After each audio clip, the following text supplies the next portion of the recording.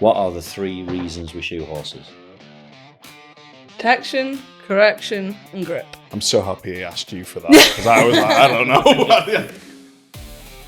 Okay, is it normal for a horse's feet to smell terrible sometimes, and when is that actually something to worry about? That goes back to the thrush. Yeah. My horse's hooves are cracking. Is that because of diet, environment, or just bad genes? All 3. You've just said then about recession-proof, but actually I thought about something else just then. With the whole wave of AI coming, you guys will probably be fairly safe.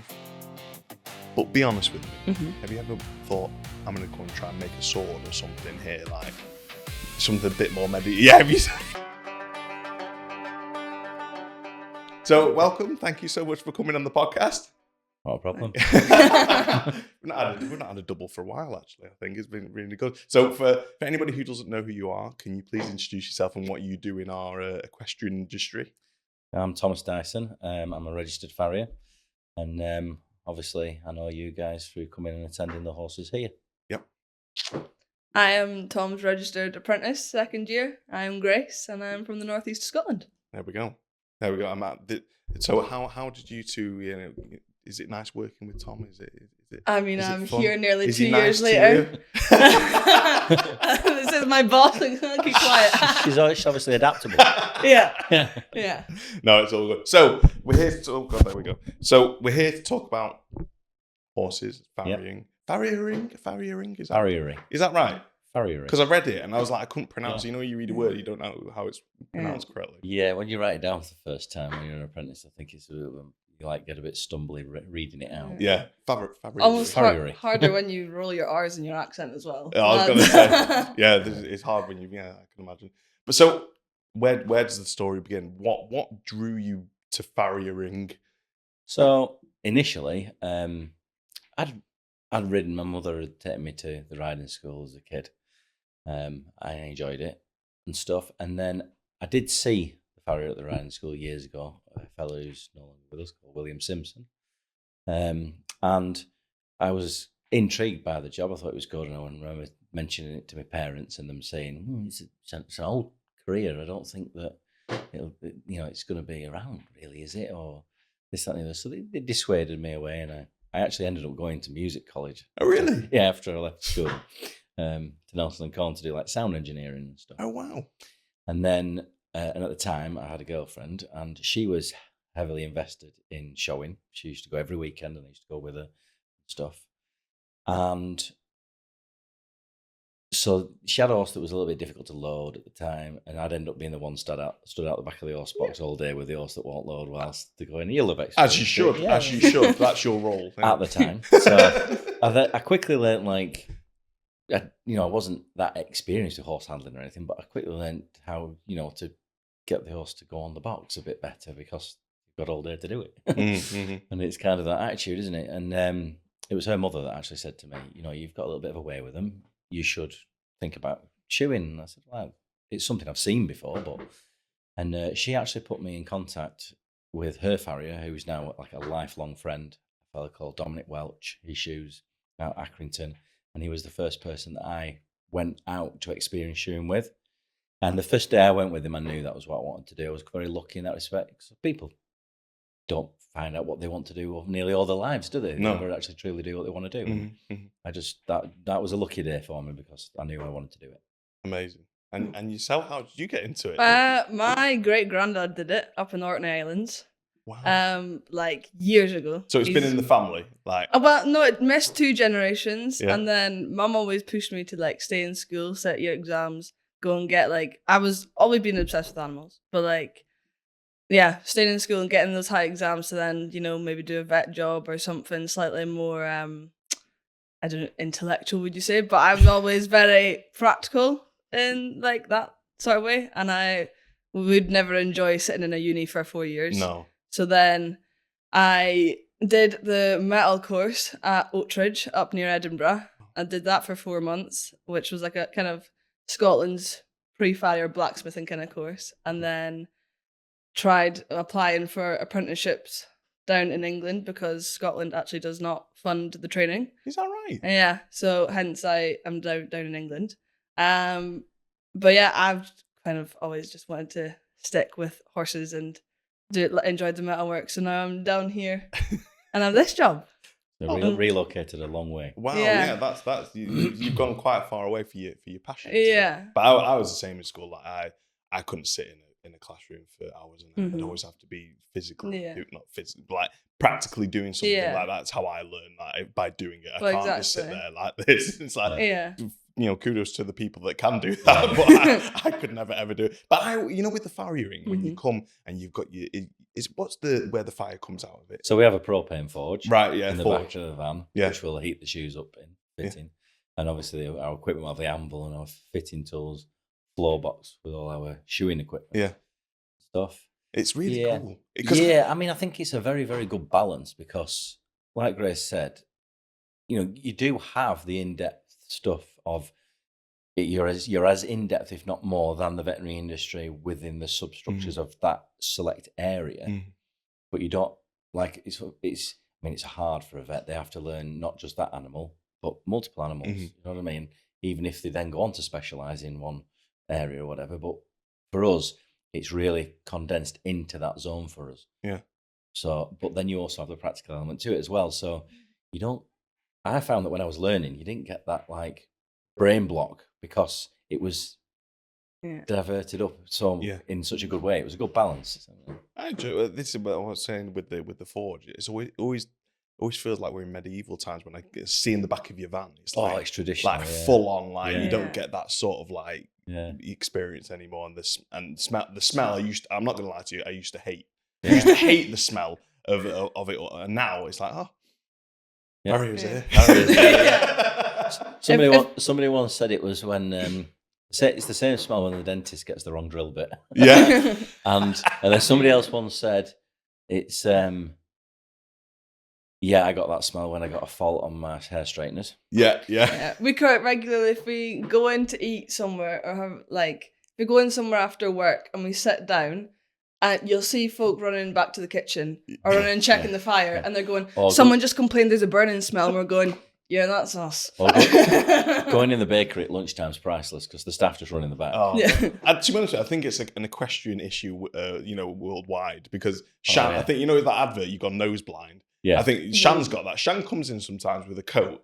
And honestly, it stinks of horse urine and all the other crap that comes on it. And then what does she do? She puts it on the radiator so it resonates throughout the whole house. Absolutely. Yeah. But listen, when we get in the van on the first thing on a Monday morning, once we're clean at the weekend, coming in the Monday, and we go, whoa, we stink. Really? The front of the vans is one of those things like, you don't notice it, do you? No. And if you have a shower, you get changed, you're going to go somewhere for a meal or something, and you go, I drive the van all day long, I just jump in the van, you just get used to what you do, don't you? Yeah. Instead of taking another car or something, and you get and you go, wow.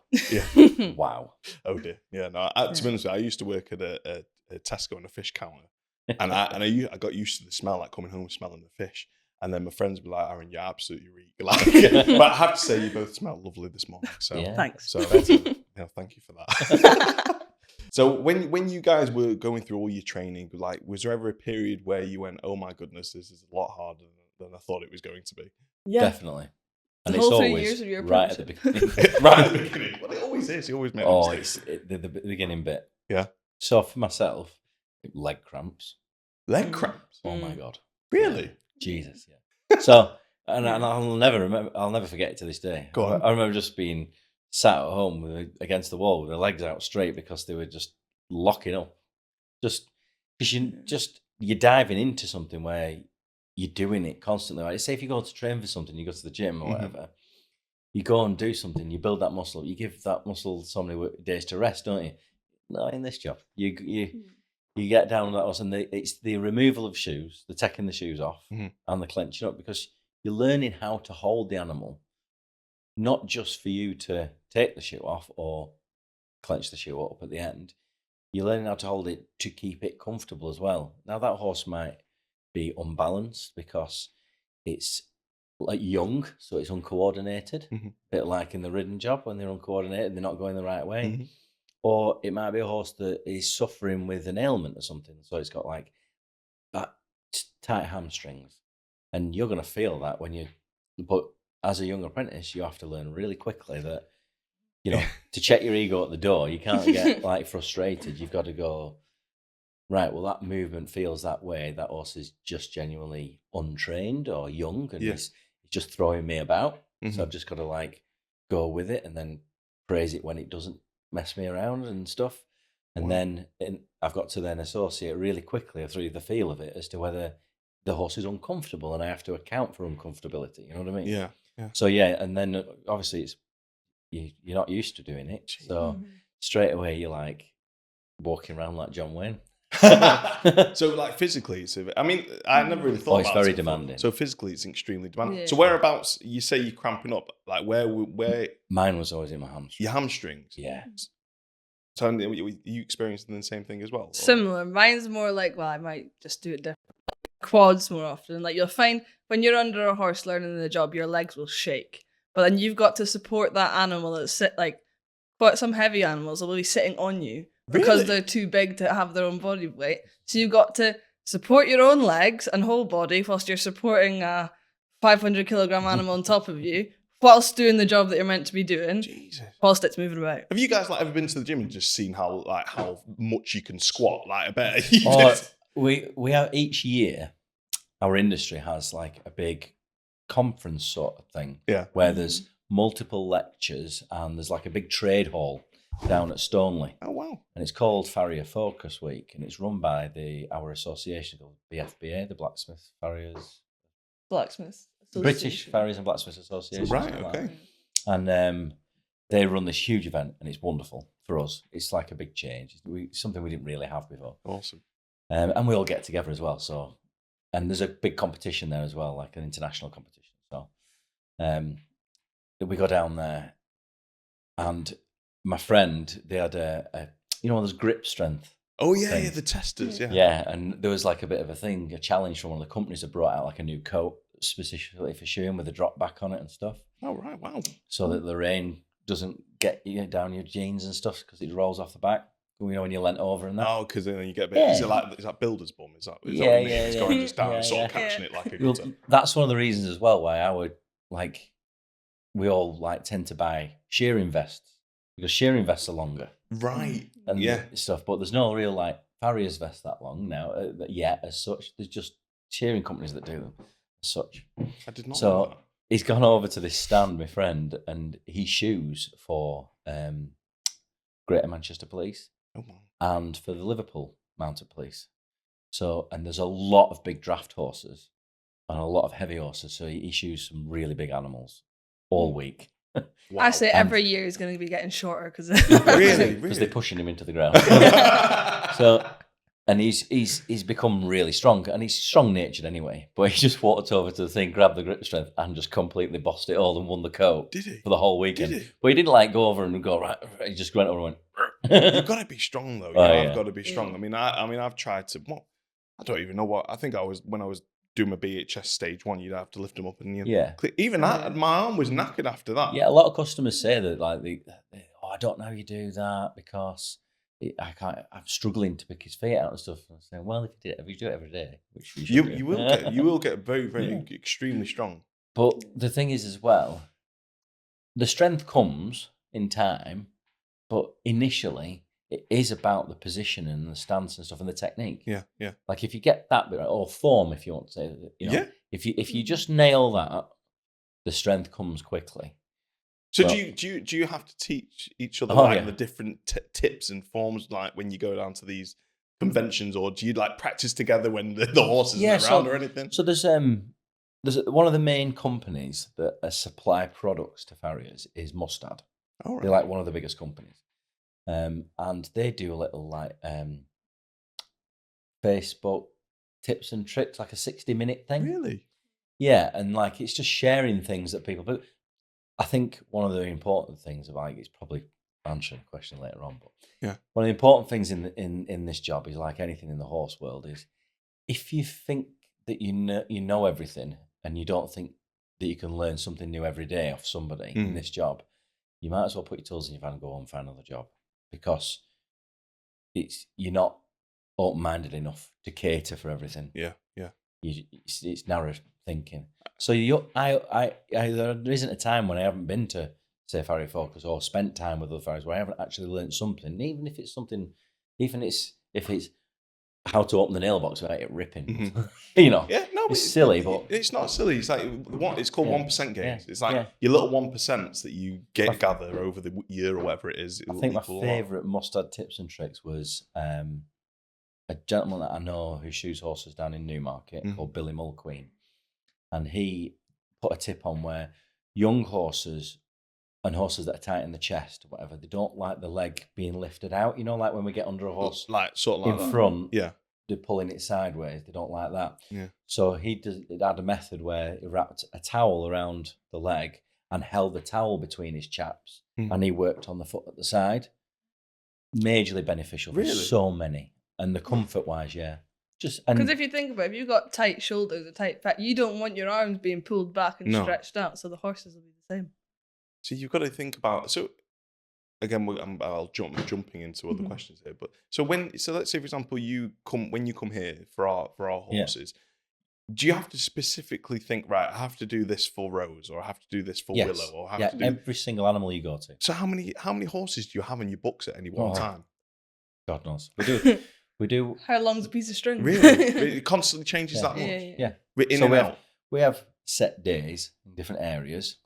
So on a Monday, we'll probably cover around home, the Fylde Coast area. And on a Tuesday, we go up to Cumbria, around the sort of Appleby area and vicinity. Because we do shoot at the fair once a year. Wednesdays are pretty much at home again. Thursday mornings, we go to a stud farm every week. And we do what's required there. This time of year, it's quiet. Why? Because it's not in season for breeding. So there's horses not getting inseminated, the stallions not getting collected off for freezing, stuff like that, because it's a quiet period. Right. So when season comes back round again, we'll have visiting mares in that'll need so mares will come to be inseminated and stuff, or they'll come for foaling, or they'll come for weaning. And if they've come in for foaling and they've been ridden, they'll need the shoes off and stuff. Same with the covering mares, they'll need the back shoes off if they're getting inseminated and stuff. And then obviously those horses may be away from home for a number of months, so they'll need whatever farrier care they need while they're there. So we're a little bit busier on a Thursday morning in the season. Jeez. We do a number of cab horses as well. Horses? Yeah, on Blackpool Promenade. Oh, for the Cinderella carriages. Oh, wow, the carriage, that's awesome. Yeah, we do a number of those.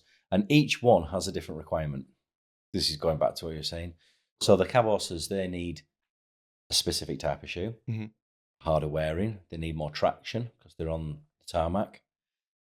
And so, say for example, if we come here to your place and we're trimming a horse from foal to yearling, like I said before, probably won't put that horse's front legs between our legs because, well, I'm a bigger guy, and it's a big stretch for a small animal that's not getting its legs moved around like that a lot. Yeah. So I'll hold the foot to the side and we'll trim in the hand. Right. Because it's a smaller foot as well, it is easier, I suppose, like as in to navigate. Well, for you guys, foot, I couldn't lift her foot up. Yeah. So, and then what I'll tend to do is trim her underneath a number of times. Then after a while, we'll start to bring the leg forward and get her used to stretching it forward in front of her. And then maybe introducing a foot stand, so she knows what that is, to put the foot on the stand, on the front feet. And then maybe on the next visit, we might introduce the foot stand on the back feet and stuff. Yeah. So we're not saying that it's our job to train them, it isn't. But you are part of that person's team.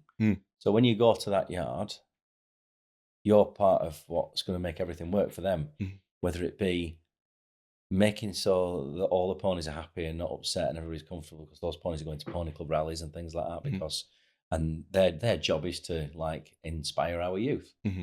Oh, definitely. Yeah. And then like my friend's job, his job is to go to the police horses and maintain those horses for commercial work, same as the cab horses with us. We also do a tracking centre up in Troutbeck. Where's that? Every Friday. Penrith. Oh, bloody hell, right? Yeah. You're everywhere. Near Windermere. And there's about between 50 and 60 shod horses there. Jeez. So we go on a Friday and we do a number of horses there. But the beauty of those horses, in some respects, is that with having the apprentices, we can make a lot of those shoes. A lot of farriers buy shoes. We buy some shoes, but we also make a lot. You buy shoes and you make them. Yeah. So like you were talking Right, about we'll the go. I medieval was going to thing. say, I'm flipping. Go on, carry on. I'm flipping into questions here. Go on. Go on. So, yeah, we just cater for what's needed. Like you say, you're part of their team, aren't you? So, Yeah. you know what's required, and there's a lot of it's mental, Mhm. like notes. Mhm. You just know. But it's all in your head. Yeah. You don't have to write any of this down. You'll see Yeah. Bob's horse over there. You'll Yeah. know that he's got a tight chest, not to do this. Yeah. And it'll just come. You wouldn't have to. And by the sounds of it, you're dealing with what, probably over 200 Oh yeah, horses. easily. Yeah. And you can remember every single one. Pretty much, yeah. I mean, like, it'll help if you got some shoe specifications, then you'd be like, if you want to write it down and take note just for keeping track of history, you can. Jeez. But at the same time, if you go, I remember he did not like that last time because he got rid of me very fast. I'll do it this He way got this rid of you? time. What do you mean? Like, Just dispatch you that way. Just Yeah. throw you into the bush. I don't like that. Goodbye. Okay, we'll not try that way. We'll do it. We'll come around and try a different way, and then you soon catch on to. Like And some of the horses' personality. Oh, they're massive. And sometimes, Like, yeah. like people say, pick your battles, don't they? But Mm. I can go to a yard and I'll get to the yard and I'll pull the horse out and I'll just be about to shoe it and I'll see the stanner van turn up. Oh no! So the stanner van, feed. That's the feed, stanner right? van to us is the local delivery van for the feed company, and those guys are everywhere. Oh yeah. And when they're coming in, they just need to deliver, and they bless them, they're really, really quick. Yeah. Oh, yeah. You know what I mean? Yeah. So I often think, I know this horse, it's a private horse, shod behind the house, this, that, and the other. They've come to do a delivery. I know that that's going to potentially upset this horse. So what I'm just going to do now is I'm just going to put that horse just back in his stable with his hairnet for 5 minutes. And for the sake of 5 minutes, you might save yourself 25 minutes of an argument. Oh really? Do you know what I mean? Kick Like, off that yeah, because if the horse gets upset, Yeah. then the horse is upset through the whole process of you shoeing it. You might, You don't want it to have that no, experience. just gotta, just say, for the sake of 5 minutes, just put that in. And what I'll do is I'll just make a quick phone call and chase up an appointment that somebody wants for something else. So And- you've Oh, you you got to be share your adaptable. time. Yeah. Yeah. Well, by the sound, and you've got to be. By the sounds, you've got to be very aware of your surroundings as well. Yeah. You know, like if you are going to a new client for whatever reason, is there like a checklist that you sort of do to scan the stable yard? Yeah, it's like a risk assessment. Yeah, like do you do Yeah. that in your head? Or Absolutely. yeah. As soon as you drive on the drive. What do you look on? The minute you land on a driveway Yeah. to get somewhere, you're like, right, how many dogs are there? Oh yeah. Because some horses don't like the dogs around the legs. Yeah. But if there's plenty of dogs about, the horses generally tend to be quieter. Yeah. Yeah. Because they're used to fuss and mess and Oh. and like something appearing, because dogs are very good at just coming around the corner, aren't they? Stuff. So those horses don't tend to be as skittish. They tend to be a little bit more settled animals. Mhm. And where you're tying the horse to shoe it, is the concrete? Is it flat? Is it level? Is it clean? Is the tiring there? Does the tiring already have a bit of string on it? Mm-hmm. Mm. You know, does this horse look like it gets tied there often? Does the horse tie up in general? What's the history? Does the horse, you know what I mean? And a lot of these observations tend to be made whilst you're doing things like unloading the van. Whilst you're setting up your little setup, Yeah. you're just seeing how they're responding to the noises and the anvil getting lifted out and the fire getting turned on or the electric lead getting Wow. pulled across the concrete, and if they don't like it. Because a lot of them don't like the big long black snake. Oh yeah. No, You know what I mean? we have that as well. So have you ever turned up somewhere and gone, sorry, I can't do this? I probably have, because Yeah. I've been doing it in for years. But not enough to. But not enough to it sticks in my mind to where that's been one of those things. More a case of, okay, let's just have a discussion and sort out an area and make the customer more aware. Like, they may not be aware of what's expected of them. You know, like the cleanliness of the feet is a major one. Oh, Clean, dry feet. We like. Clean, dry feet. Yeah. Because if the legs are in and the feet are dry, Yeah. and clean, perfect. well, the horse's foot's had enough time to dry out a bit, so that when you're not shoeing it throughout. Because as a horse's foot kind of like absorbs and retracts moisture, Uh-huh.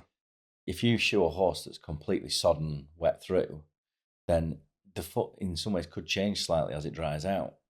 Do you know what I mean? Is it like we've been in the bath or something, and then your nail Yeah, when your goes hands like, go wrinkly and stuff. and your then it nail goes right seems to like, I don't know. Yeah, it's Yeah. softer, doesn't it? Yeah, Mhm. is that the same thing with the? Exactly the Yeah. same. So Really? it can affect what you read in the foot as to how far down you trim it and stuff and things. But obviously we're aware of that, so we'll account for it. If we're in a situation where we have to shoe this horse, and it's because we've pulled it out of the stable, it was dry, but it's something's upset it. It's pulled back, snap the string, and run through a puddle. Well, you're gonna have to, you can't say, "Oh, I'm sorry, I can't do it, it's wet." Yeah, you can't do anything like that. Yeah. You've got to. So again, you'll be adaptable, but Yeah.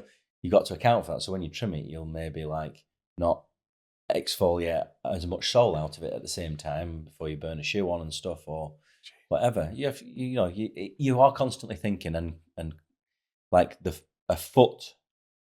One of the things you learn in the job is you like read feet. You read the feet. You read them. There's indicators that give you information as to what you're gonna do. I mean, that's a whole nother Yeah, so like you read the feet with the balance and stuff. So if you look at the heels, one of the heels shunted a little bit, you'll know that your heels won't be quite right or it's not landing its foot level properly. So you'll assess that. and you can see that just Yeah, you learn it. Yeah. So like you should be able to. wow. The foot that's happening down there correlates to what's happening above it. So like sometimes the signs will be shown in the feet, but the feet are not the problem. It's what's happening above it. It's just the effects are happening below because of the problems. So again, just so I can simplify because I'm a bit thick. So like for example, I run and I've got Mhm. my trainers, and on the bottom of my trainers, I can see that on the left side is all worn Yeah, because I clearly fall in, exactly the Is same that- as a is that- horse's shoe. Yeah. and you can look at that on the feet. That, Mhm. but yes, but there's also couple that up with the simplest way that I've ever been described it was if you look at a rubber on the end of a pencil Yeah. and you push a rubber down onto the table, Yeah. it will disperse equally. Yes. So that's an ideal flat, level landing foot. And if you tilt that pencil and push down in the same way, the bottom atrophies differently, doesn't it? Yeah. You'll get like a curl on one side and a straight bit on the other and that. Yeah. That's exactly the same as a horse's foot. It's reactive to the forces above when it gets squashed on the floor. That's how we look at it in a lot of respects. And then, but you can see that just literally, and you've got to have this half a ton animal, Yeah, horse, and you just, and he's just there. You're having a look like and then you will. my back would be broke, Yeah. and you're just doing it ever so calmly. I wonder what. And you'll pick the horse's leg up and you'll like hang it in a certain way so you can assess the balance.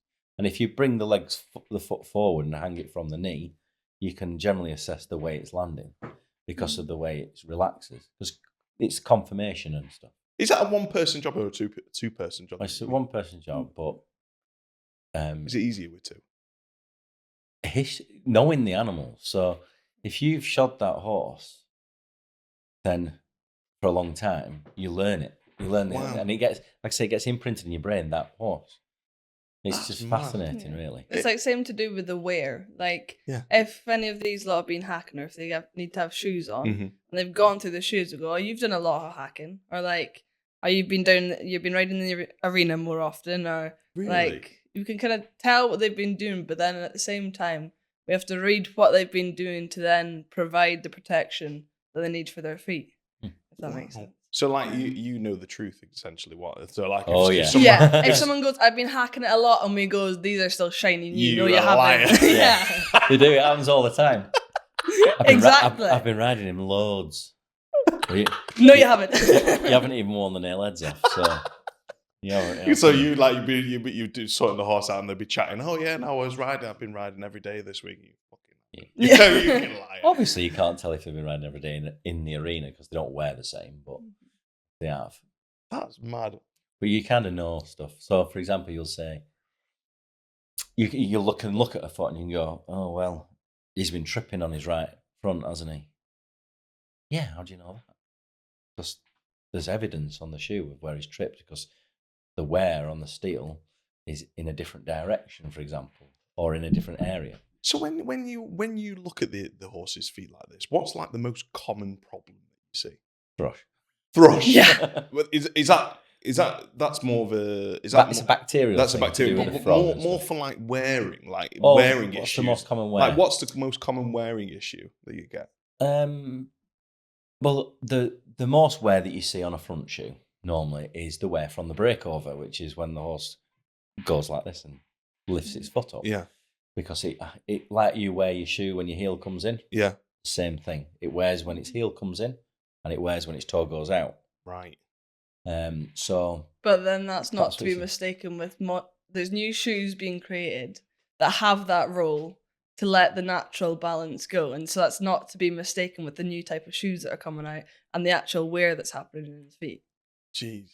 So, if a horse is excessively worn on one side, you'd be like, well, this horse is landing on that side more. So if I picked a foot up and it was and it was a horse that is on a good schedule and normally doesn't wear like this, I'll pick the foot up and I'll go, before I actually even take the shoe off on this one, can I see it walk up and down? Right. And when it walks, because 90% of the time you see the horse the way it lands when it's coming out of its stable. And that's another one of those assessments you do at the beginning that people don't realise. So you'll see the horse come from the stable to where you are and you'll go, yeah, it's landing right for excessively outside or something. So you know that when you trim it, it's probably going to be laterally high or something, or higher on the outside, and it'll need the trim to be slightly spiraled a little bit to regain the balance. So I know we'll go into like laminitis, thrush, all that sort of side, but when you look at a horse's foot like that and you see, oh, there's an issue here, can you sometimes predict injuries that are going to happen to this horse before? Yeah, but then it becomes a little bit.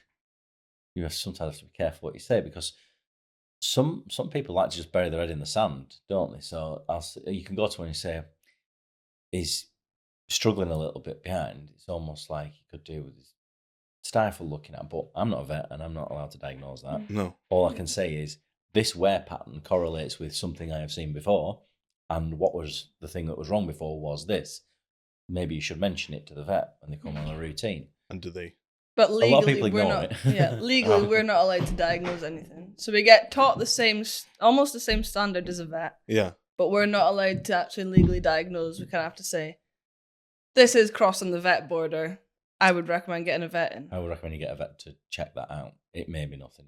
And then when they do that, is that usually the case? What? I'd have said probably about 90% of the time. Yeah. About 18 months later, that generally tends to happen. What you predicted. Sometimes the other 20% is it's something similar that's happened that gives the same effect. But there isn't. It's like any form of pathology. A vet will tell you anything that you can see that's not as that would be standard for that horse is obviously there for a reason. Something's happening for that to occur. Yes. Yeah. So, and sometimes people do tend to ignore things. But is that you're right? Is what you just because said then with you get accused of scaremongering. Do you? Yeah, yeah. But surely, like you've been coming here for I don't even know how many years. Yeah. So like Shannon's built up a lot of trust with you guys. Yeah. I mean, I know I just sort of go, yeah, here's the bill, Aaron. Okay, hi Tom. See you later. But if you say something, Shannon will take that on board and be like, okay, clearly, definitely. like he's noticed something here. But I think that is the difference in some owners. So some people don't have a great deal of horse experience. Right. Okay. And I think that's one of the things that is whose responsibility is it for the welfare of the animal or something. And my direct answer to that is everybody, down to manufacturers of products, right the way through to vets, physios, clients, farriers, dentists, anybody, because we're all, it's everybody's responsibility as duty of care. So a customer will come to somewhere and say, I need something for this, and a company have the responsibility to sell them the right thing, don't they, in some respects? Like we have the responsibility of giving them the right advice and sending them in the right way with where they need to go with it. Same sort of thing. It's like it's everybody's responsibility, but there's a lot of people these days through our litigation society or whatever that just say, I don't want anything to do with that. And they like advice is not offered as freely as it used to be, or as bluntly sometimes. Yeah, it's called gatekeeping. They keep the information to themselves and then charge you for it, and then it's like it's this is one of the reasons why I started this is to give help. Yeah. If anybody's got any questions, is to try and help a little bit. So there's like a couple of things, isn't there? We said about when you get to horse and it being clean and dry, Mhm. that's one of the things that doesn't tend to get filtered through to new horse owners. That these horses need to be clean and dry for a good reason, not because we're being princesses. Yeah, because you don't want your fingers to get yeah, dirty. but we're getting dirty anyway. Yeah. It's the fact that Tom always says you wouldn't have Mars bars stuck in your teeth going to the dentist, would you? and it's a respect. Fair play. Yeah, and it does come across as a little bit of a respect thing. If somebody respects you enough to clean the feet out and this, that, and the other, and like say, you won't go to a dentist with a mouthful of muck, would you? No. You brush your teeth before you got a dentist. That's Yeah. why I always say to clients, I bet you brush your teeth before you got a dentist, don't you? Yeah, or swig it out at least. With something, you know. And but it's the respect of if they're not willing to listen to that, they're probably not going to be willing to listen to the advice you're going to give them either. They just want the product. They just want the shoes on the feet. Really? So They don't necessarily want the knowledge that comes with it or the information. They just want the shoes on the feet. So you will deal with the client differently to how they present the horse, depending on how they present the horse. No, everybody gets the same at the beginning. Sorry, I meant as in like you could probably tell what like advice wise you could give. I don't mean like the service, obviously. It's all... So everybody gets treated equally in the respect of. I'm quite lucky, see, because I tend to steer away from the clientele that. But my point is, what I'll do is I'll say, if they want to ask me something, I'll freely give them the information. Mm-hmm. And if they want to know something, I'll say, it's got a bit of thrush here. Yeah. And they go, all right, no problem, I'll deal with it. Yeah. You go, fair enough. Yeah. If they say, what do you recommend? I'll say, well, anything that's kind of antibacterial. Yeah. But, these are some of the products we have in the back of the van sometimes. Yeah. As in, not to sell to them, but like we use it, we'll say, we'll pop it on this time for you, show you where we want you to put it on. Yeah. And then you go away and get it and do the same. Right. Okay. Well, that's really helpful. But I think you do tend to get that a lot in the equestrian community. Not with everybody. Oh yeah. Not with everyone. That's a given. But everybody that I've had on here is always there for the well-being of the horse mainly, obviously, and for the rider as well. But everybody cares about the horses. You guys clearly care about the horses, and that's where it's shining through. You're quite willing to go and give a bit of your product, a bit of your information for free, which again, people don't put a lot of value on knowledge these days, but it is important. Experience, knowledge. This is why you're here with Tom as well. It's like you need to learn these little tricks and experiences to be good at your job and be successful in it. I think one of the most enjoyable times for me is situations like when I was shoeing at Appleby this year. One evening, me and a couple of friends that are they're into the driving horses and stuff. We sat around like the campfire, if you will, and I'm talking to an older fella. He's not old, but he's older than me, and he is really well thought of in the harness racing industry. Right. Okay. For training horses, and we just sat around talking about training that type of horse and what it requires and shoeing, what he wants to achieve through shoeing. And he was asking me what products there were and stuff, and I learned loads. But there was a group of people all talking as well, so there was a lot, and you don't really see that much these days because there's so much closed door information, like you said.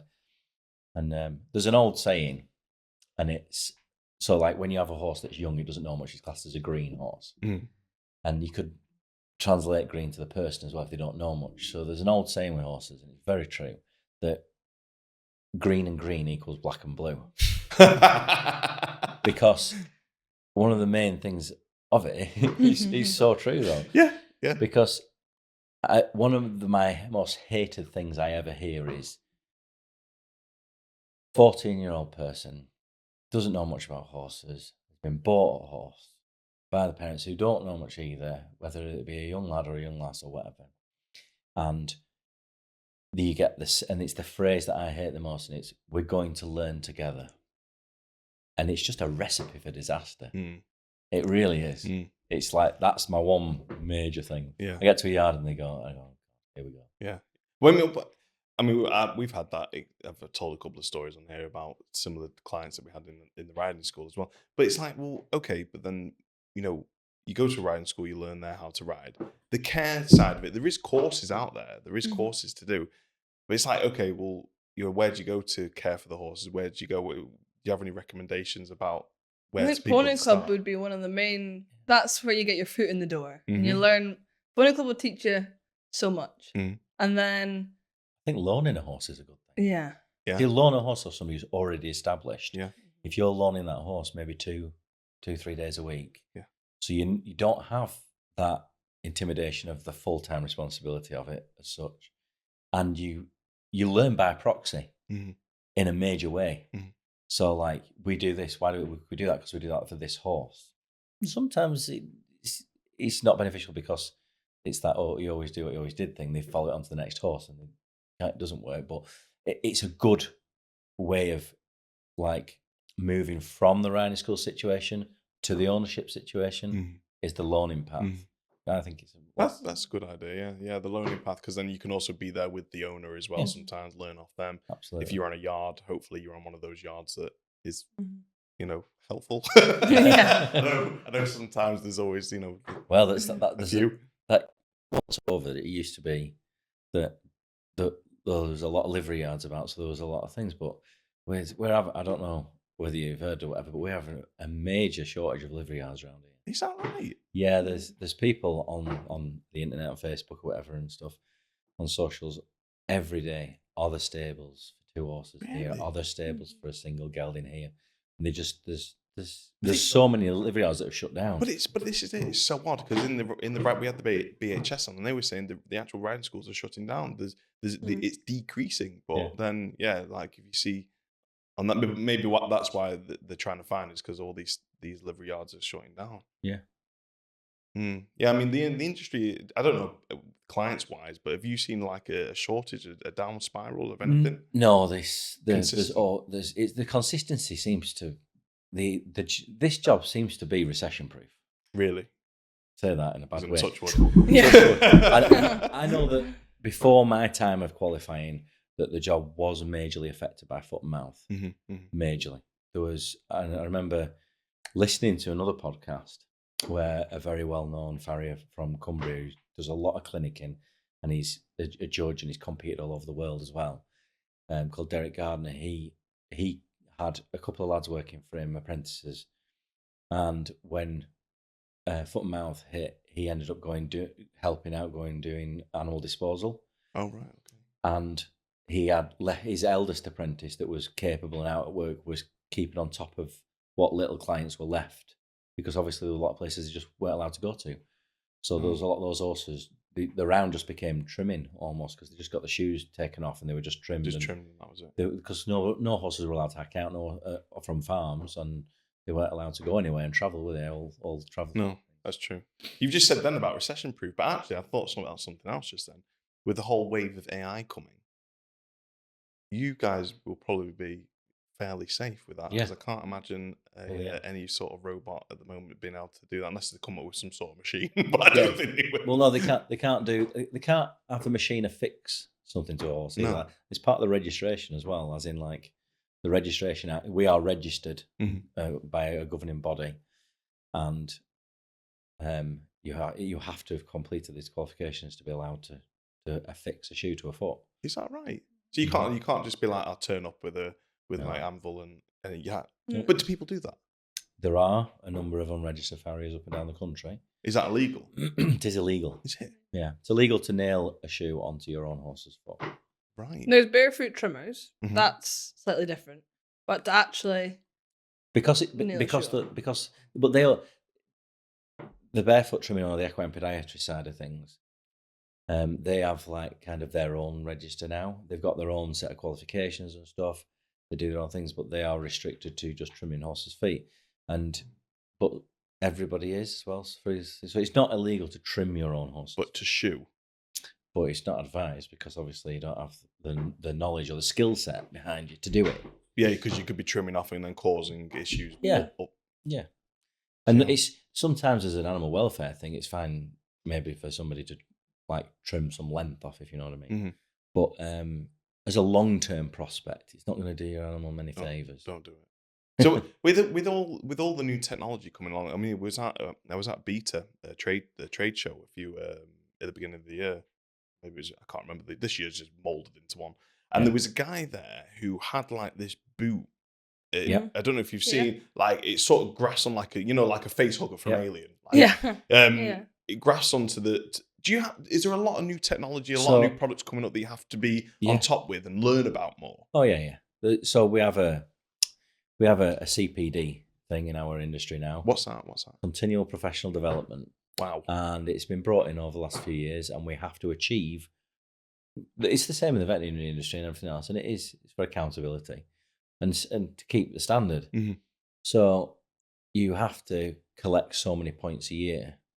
I touched on Farrier Focus earlier. You know, if you attend Farrier Focus, you attend the lectures, you can get a strong number of those points in a one weekend. Oh, right. Okay. A little bit like So Beaver. it's educational. Exceedingly, You're learning yeah. more about Yeah. what's coming up, and And the modern material side of things, there's loads. So Mm. we can glue shoes on. you can glue shoes on. We can Yeah. glue shoes on. So it's more like plastic and rubber and modern material shoes coming about. And like with Wow, boot okay. fitting and everything. Because if someone's barefoot, and there's some horses that are never going to let you nail on. Like they're too reactive from whatever has happened to them.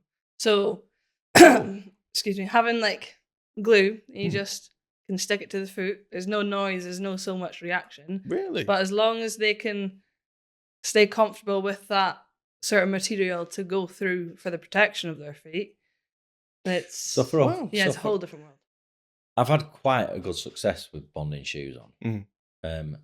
Don't get me wrong. At the beginning, I was learning about it and stuff. But I was lucky that I did quite a lot of gluing like imprint shoes on for laminitis and stuff when I was an apprentice with my old boss. So, and we used to like the guy who invented the imprint shoes, Andrew Poynton. He used to send like sort of like products up that he was trialing, because at the time we did horses at the World Horse Welfare at Blackpool. We would try and trial a lot of Andrew's shoes for him and stuff. So that was interesting to see. And I suppose like you get more accustomed to using them because you've been around them. You know what I mean? Whereas a lot of farriers, they just have the traditional stuff and they don't like to engage in the modern material stuff. So they're quite resistant to it. Some are. Yeah. In a slightly more old-fashioned way. Like if you've got a boy It's that's more- known the train for ages, he goes, I'll stick with my ways doing this because I know it works. Whereas And if I've got a client that needs it, I'll get them to ring you. Oh, really? Yeah, there's a lot of that. Well, that's sort as time rolls on as well, that's actually sort of going out because the new wave of people qualifying, the new generation, are more akin to using these sorts of things. So Stuff. do you guys like have an argument sometimes? Like, no, we're gonna nail this on, or we're gonna glue this on. Do you go I'm just for gonna more have to go for what Tom tells me to do. It's not just that. It's a case of when you said about us first, like coming onto a yard doing a risk assessment. Mm. The other element to that is when you pick up the foot and you look at the shoe wear and everything. I like to term it as a care plan. Mm. I don't know what other farriers call it, but I say, right, I'm gonna put this shoe on today because this is what this foot requires today. Mm-hmm. In 6 weeks' time, somebody might look at it and say, it doesn't want that, it wants this. And I'll probably go, yeah, I agree with you. Mhm. But at that time, Mhm. on that day, Mhm. I think that's what that required. Mhm. So a lot of criticism from other farriers on other work when people get asked to give maybe second opinions and stuff, a lot of any criticism given is often unfounded because they weren't there the day that it was done. Oh, because it can change so much. Really. Yeah. So you always have to be very careful what you present it with Mhm. and say, well, you never know that. I mean, it might have been bonfire night. They might have been setting fireworks off while they were trying to put them on. You never know. Yeah. But it's just with the modern materials thing, it's another tool in the drawer to solve a solution, to find a solution to a problem. Yeah. So I'll get to a yard and I'll say, right, that needs that. And I'll go, right, next time I'm going to try and do this, or next time those will go back on again. Mhm. And then the time after, I'm going to try and get this horse in these. And then, or whatever. And then I will have a care plan in my head for that horse. And often, like through the learning process, Grace will say, would you not go for this? Would you not go for that? Because we did that in electric college or something. And I'll go, that would be an option. But because of the environment it's living in, that factor makes that one a non-option. Right. So then that's adding to the learning again, because she goes back and adds that in her brain to that information. Yeah. So same thing. So the gluing and the nailing isn't necessarily better. It's just different. It's just a different approach to it. It's no better. It's no worse. The only It's a solution for what you've got in front of you. It depends on the scenario. Like So I said before, every single one's different. Yeah. I haven't had much use with shoes that you glue on with the wear. With the what is in the amount of wear that they So get we off it. tried to glue on some shoes on a number of horses for endurance purposes. Mhm. And it was only successful, really, that I remember rightly, on one. And all the others tend to lose the shoes or wear through the material too quick. Why? It's just because the materials just not... What the material's made of and the distance they were travelling. And when they compete some endurance horses, they can be doing up to 50, 60k. Like if you're going to go and walk barefoot on that tarmac outside in the road. Oh, gone. And then walk with your rubber shoes on that tarmac. But then if you have steel on that tarmac, the steel is going to take a lot longer to wear through than the rubber is going to take to wear through. So is that what you were putting on, like a rubber composite sort of thing? Is that what it was? So there's some shoes are plastic. Yeah.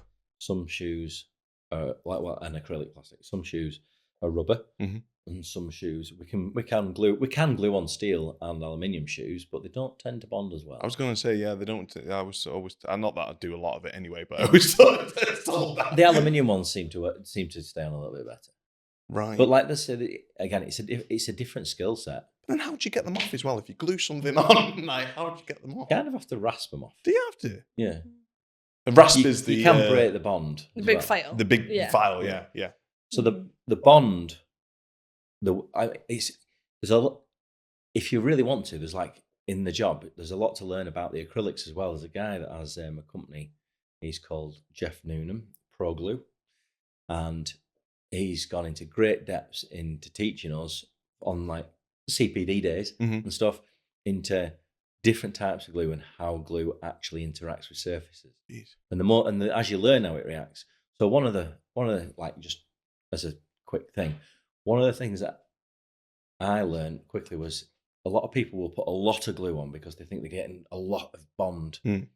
And if you put too much glue on, what happens is the glue itself acts as a separate object instead of being something that bonds two objects together. Right. So you end up with the shoe, a block of glue, and then the foot. So you got more chance of it shearing between the bonds. Whereas if the glue is of the right amount and not over powerful, if you know what I mean, like overused, then it tends to bond one to the other and be a flexible joint. Right, I did not know that. And that's one of the things that's really changed the way I glue them on and my success rate in them. Do you know what? It's just coming to my head then. So when my mum when I was a kid, I remember my mum, not now, she had these nails, like this big acrylic nails glued on. And then my sister got them as well. And I was always told that if you're putting that sort of stuff on, it wrecks and weakens the nail. Is that the same for the hoof? Why? Because it doesn't seem to have the same detriment, but those are put on for an aesthetic purpose. So there's a lot of like. Well, she didn't say. My mum didn't say that. She said it was for picking boogers up. I hope she sees that, because that's what she always used to tell my friend. Why have you got such long nails? Well, so I could get the big bogers up at the top of my nose. So I imagine that if you've got acrylic nails sticking out this far, there's going to be a lot of lever forces every time you touch against anything. It's going to be like weakening and damaging the bone. Whereas when you're gluing a shoe on for the protection, then it's not doing the same thing. So it's not necessarily the glue that's causing the weakness in the... I've never experienced it causing detriment to the hoof wall. Right. And what's these things as well where I've seen, again, I go on TikTok and obviously all the horsey stuff comes up. I don't know what it is. It comes up. And they sort of put a mould on the shoe and then they inject like this, is it like a green gel sort of thing? What is that? Oh, no, but there was one that was like a big rubber mould that you put on the horse's foot. Yeah. And that it almost injected a false foot on the outside. Yes. Yeah. I can remember that was brought out. I'm gonna say it was roughly brought out when I first started my HE after. Oh, so right, okay. Yeah. So, but it wasn't very successful because of cost, and that's the way a lot of these products. Yeah. The reason why they're not in daily use is because they only really tend to get used if the horse really needs them, as instead of an option. for the client, would you like steel shoes or aluminium shoes or this, that, and the other? So like everything has its pros and cons. But one of the big drawbacks to the modern material stuff is the cost. Is it just phenomenal? Yeah. It's ridiculous. Yeah. Do you give the, you're saying them about you give the client the option of what they would like, but would you not go, okay, this horse needs a rubber compound one, or it needs a aluminium one, so steel? I think the best way to compare it in some ways is a little bit probably maybe what your saddle fitter might have said. Somebody may want a Hermes saddle or a Whittaker saddle or an Albion or whatever, but that saddle might not be the best saddle for that horse's back. Right. So you have the option of all these things, not always in your van at once, because the range is phenomenal. I bet. So when you turn up to shoe a horse, you're going to do the best for there and then. Yeah. And then you can say, well, I would have liked to put these on it really, but see how we get on. These are what we're doing right now. And they'll still be perfectly fine. But you can then might go away and order something in specifically for that horse next time. Right. Okay. Got you. Or fabricate something or make it. That's where. Well, this is why that takes me back, to the movies where I've seen all of the anvils and all that sort of stuff. We have on the books, I'd have said we roughly try and get to at least, at the minute, we're going to increase those numbers, but at the minute, about 60% of our clients, we put handmade shoes on. So it starts from a bar stock and then gets forged into a shoe. So there's different types of bar stock in there. Yeah. Right. What? So okay, now we're going to go on to. So we're going on to that. So you get a metal bar. What's that called again? There's either flat steel, flat steel, or concave steel.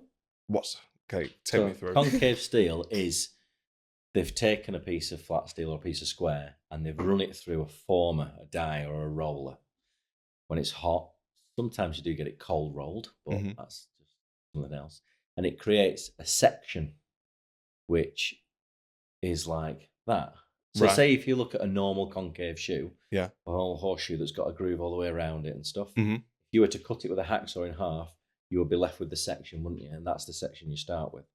So we buy pre-formed section. Yeah. And then what we do is we have a little bit of a system that's worked really well for us where using WhatsApp. Like a little WhatsApp group, me and Grace, foot measurements. And when Grace goes to trim a foot for shoeing, if it's the first time we're shoeing a horse, we've not shot it before, we'll have stock in the van. We'll get a shoe out that's the right size for it. On the shoe, it normally will be handmade. So on the shoe, Grace will have taped it up with a bit of masking tape and she'll have written on it 13 inches. Right. And that's what it started with because we work in Imperial. Right? Because we are medieval. Right? But it is though, isn't it? It's great. Yeah. So we'll go and offer that shoe up. And if that's the shoe that's the right size for that foot, she'll take the ruler after she measures it. She'll measure the width and the length of the foot and the space between the heels. Take 3 pictures on a phone. She'll put it in the WhatsApp group and write the horse's name on it and the thing. So, for example, in the forge, she's got like a crib sheet that she's written out, or it's on a phone as well. Yeah. She'll go in the forge, and so we used to put a pair of front shoes on Rooney. Rooney here was here, yeah. So it'll say Rooney, not Wayne. No. Rooney at Just Horse Riders. Right. So, and if it was somebody else, we'd use their name, but we'd always just use Just Horse Riders. Yeah. Right? Yeah. So it'll say Rooney at Just Horse Riders, or for example, it would be Rose when she got shot or whatever. And Grace will go in the forge for maybe 1 solid day a week. And she'll go to the forge, she'll get the measurements out, and she'll see, right, well, that horse has got this measurement width, that's how much I would cut if I was at college. And it might be 12 7/8. And the shoe that we put on was 13 inches, but we ground it a little bit. So it ended up the same thing. So she has a picture of the shape of the foot as well, the actual solar shape underneath. So when she's making the shoe, she'll cut a steel, put it in the fire, make the shoe to the measurements, cool it out, put the tape on it, write the horse's name on it, and put it on the shelf. Next time we come, we'll get it off and it'll just be. So it actually. So what do you do? Yeah, so I've got to learn how to do that for my final exam. So there's different parts of your exams for when you're qualified, but one of the exams is your practical, and you've got to do what's called a make and fit. So you've got to make the shoe at the horse and fit the shoe from start to finish. and shoe 2 feet in 2 hours. So you get like a front foot and a back foot, and it could be different types of shoes, but you've got to do it.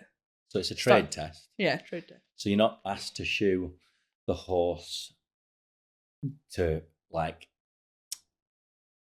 help it perform better biomechanically for a specific discipline. What you're asked to do is shoe the foot for the discipline, and then you shoe the other foot maybe for another discipline or whatever. So long as, obviously, these examiners aren't going to pick shoes that are going to be detrimental. Yeah. To what they're going to be doing. Yeah. So Grace will go into the exam, and the examiner will say, right, I want you to shoe me the front foot in concave in a pleasure style, just normal pleasure horse that just hacks, does a bit of jumping, just does a bit of arena hire. Jeez. Maybe that in concave. And on the back foot, I want you to put a toe clipped 3/4 full hind driving shoe for driving. You sat there like, yeah, just do that. I have no idea where you talk about final exam. I probably wouldn't even get that in my final days of life, like how complicated it sounds. So it sounds like a lot of maths as well. Oh yeah. Yeah, so there's different calculations with different types of shoes. And with your concave stock that you've got, so like the stock that Tom explained about, you then have flat steel, which you can make like driving shoes or anything with. And it's just completely different. And so with the flat steel, you've got to make the groove for the nails to go in. So you have a tool called a fuller. A fuller? Yeah, fuller. And like so a chisel on a stick. Yeah. And that, And you you like knock it cut in. your nail head set, like gap, you could call it, into the flat metal. And then you like punch your nails holes into it. With a stamp and a pritchel. Yeah. But you're making it sound like so simple and easy. It's not. I was going to say, I'm sure you guys are like, Yeah. okay, just do this because you know what it is. But to learn that as well. And To learn it is soul destroying. It is. Because the only way with the shoemaking is repetition. Yeah. So it's over and over. And so another really, really influential farrier who's like a PhD farrier, whatever, and he used to be a lecturer at my school, a guy called Mark Caldwell. He explained it to me as shoemaking is a little bit like when you learn to drive. When you learn to drive, you drive, or you're a very new driver, and everyone always says to you, "Yeah, now you've passed your test. Now is when you really learn to drive." Yeah.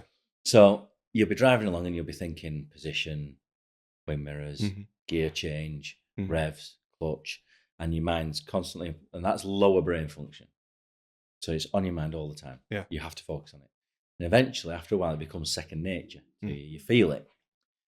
And that is when it switches to higher brain function. And he says that's the key with shoemaking, is the repetition to where you do it from muscle memory without thinking you're doing it. Wow. God, yeah. I wouldn't even know where. But do you get a lot of people like? Because do you get a lot of people who don't understand it, who try and tell you, sort of like, oh, do you? Is it like one of them because it's so complicated? People like go on TikTok, is like, or whatever it is, and they find information. I've seen this. Can you do this on my horse? Yeah, but your horse doesn't need that, so why would we put that? Really? Like, that is one of the only things that I say is exceedingly negative about social media is almost making things a bit faddy and fashionably as opposed to what is required for that horse. You know what I mean? And also, like, and we should. Because they make for good videos, don't they? Oh, really? Well, everybody loves watching them. Well, that's the where I saw that gel, this green, whatever it is. It's like, oh, wow, that's really, really cool. And it's like, well, yeah, that's for Olympic. I don't know who it was for. But then at the same time, like, horses are like they're an animal. It's nature. You don't want to be fighting with. You want to keep it as natural as possible. Definitely. So you don't want to be adding all these fancy new, flashy, modern stuff. You want to be keeping it as simple as possible, but to the horses. It's the old KISS theory. KISS theory? KISS theory. Keep it simple, stupid. Oh, God, I thought you were going to do something else for the horses. Keep it simple, stupid. Wow. So you've just gone on to there. You've mentioned something there, natural. Yeah, and you know what I'm going to come into. Oh yeah, definitely. But so I'm not of the opinion at all, but I always think, okay, what would that horse do if humans weren't here? Okay, they wouldn't be ridden and that sort of thing. But what do you say to the people who go, well, why they don't need shoes? Like, because they never had shoes in the wild or anything like. What's I'm a big believer of it. Yeah. Oh yeah. So I think if you kind of, like I've said about, if you think you know everything, if you just want to be in this job to throw shoes on and Like, we just find something else to do because you're not giving it enough. Horses weren't born with shoes on. No. So, and that's where I quite like quoting the other people, where it's, I've learned stuff. It's not like my opinions as such. It's more a case of stuff I've learned as I've gone along. So Grant Moon is like 5 times world champion farrier. He does some good videos as well. And one of the things I heard that he'd said at a major conference one day was, our apprenticeship traditionally was 4.5 years. It's been shortened up to 3 years, 8 months now. Oh, right. Is Well, that all? Yeah, that's But all. one of the things he said was he spent the first 6 months of his apprenticeship learning how to do a trim. Really? He then spent the next 4.5 years learning how to protect that trim. And I think that philosophy is important because they weren't born with them, like I said. If they can manage without them, if you're shoeing a horse for an unnecessary requirement, then you're not satisfying its needs properly. If you're shoeing a horse for somebody because they say, "Oh, I like to go clip clop across the yard," and they never wear the shoes out, it doesn't warrant the shoes, does it? No. So then you then have to say, well, is it ethically correct for me to be putting them on because they don't require them? There's 3. One, it's like the first block at college when you go. They go, right, first assignment. What are the 3 reasons we shoe horses? Protection, correction, and grip. I'm so happy he asked you for that because I was like, I don't know. Right, okay. Yeah. So traction, grip, Mhm. to provide safety for traction. Because if that horse is doing a discipline or competing in something where it's sliding across a field and it can't grab hold of itself, then Like when you need studs for grass work. Right, So- okay, yeah. so grip and traction on the roads. So if you've got a horse that doesn't like go into its feet as heavy and can't and doesn't grip the road, you need to be adding a road pin so that it can gain traction, and then it'll gain confidence in its movement. So traction is a big one. Protection, like Grant said, we trim horse's foot to rebalance it, to align it so it can walk properly. If that horse is then going to go out and excessively wear that to where it makes itself sore, then whether we put a boot on it or a shoe on it, or whether we pour an acrylic into its sole with a rubber material to protect the sole, like a guard, whether we put a plastic shoe on, no matter what we do, whatever device we decide to use, then that's protection. We're protecting it. If the horse has received an injury to the bottom of its foot and it's had to have a procedure, where it's had to have like a window cut out in surgery and everything, and it needs a complete plate on the bottom, what we call a hospital plate, that like is screwed on, and then you unscrew it and change the packing every day and re-put it back on. Yeah, wow, yeah. Then it's protection. And the other one's correction, but correction in itself in farriery, in my opinion, only really occurs within the early stages, the first 18 months. Because any kind of deviation that you want to help correct, like problems with the growth plates, after then it's done. So then it doesn't necessarily go, it becomes from remedial farrier, it then turns into therapeutic farrier, where you're shoeing it to make it comfortable, aren't you? But it falls under the same category. Wow. So those are the 3 reasons why we shoe them. And if they can go barefoot at any point of those, then I would always recommend barefoot. Really? Because otherwise it's unnecessary. We are putting holes in feet. Yeah. We are restricting certain structures to achieve other things. Everything, Isaac's law, every equal action has an opposite and equal reaction, doesn't it? So you have to bear that in mind, and that's like a sensible approach to the job. Otherwise, if you don't think of things like that, you're very tunneled in your thinking, aren't you? Yeah. So you're quite pro like non-shoe sort of. Yeah, I like to look at it in a holistic way. In those sort of circumstances where you just listed that if they warrant those. Yeah. And the amount of times when a lot of things don't happen anymore, where that they used to. So, for example, we'd put shoes on to protect horses' feet for protection purposes when they were out, say, hunting traditionally. But a lot of those horses, like Daniel Bennett said, who's like the head lecturer at Hereford College for us, those horses would have the shoes stripped off and they'd be turned out in the field for 2 or 3 months a year and just learn to go and be horses again. Yeah. And then they would be brought back into work. But a lot of horses now are used all year round. Yeah. There's So they no don't get that seasonal downtime. turnout. No. They don't get that downtime. And sometimes feet need to recover. Sometimes feet need a rest from shoes. But those feet with those horses wouldn't do the work in the season, even maybe with boots, without the shoes.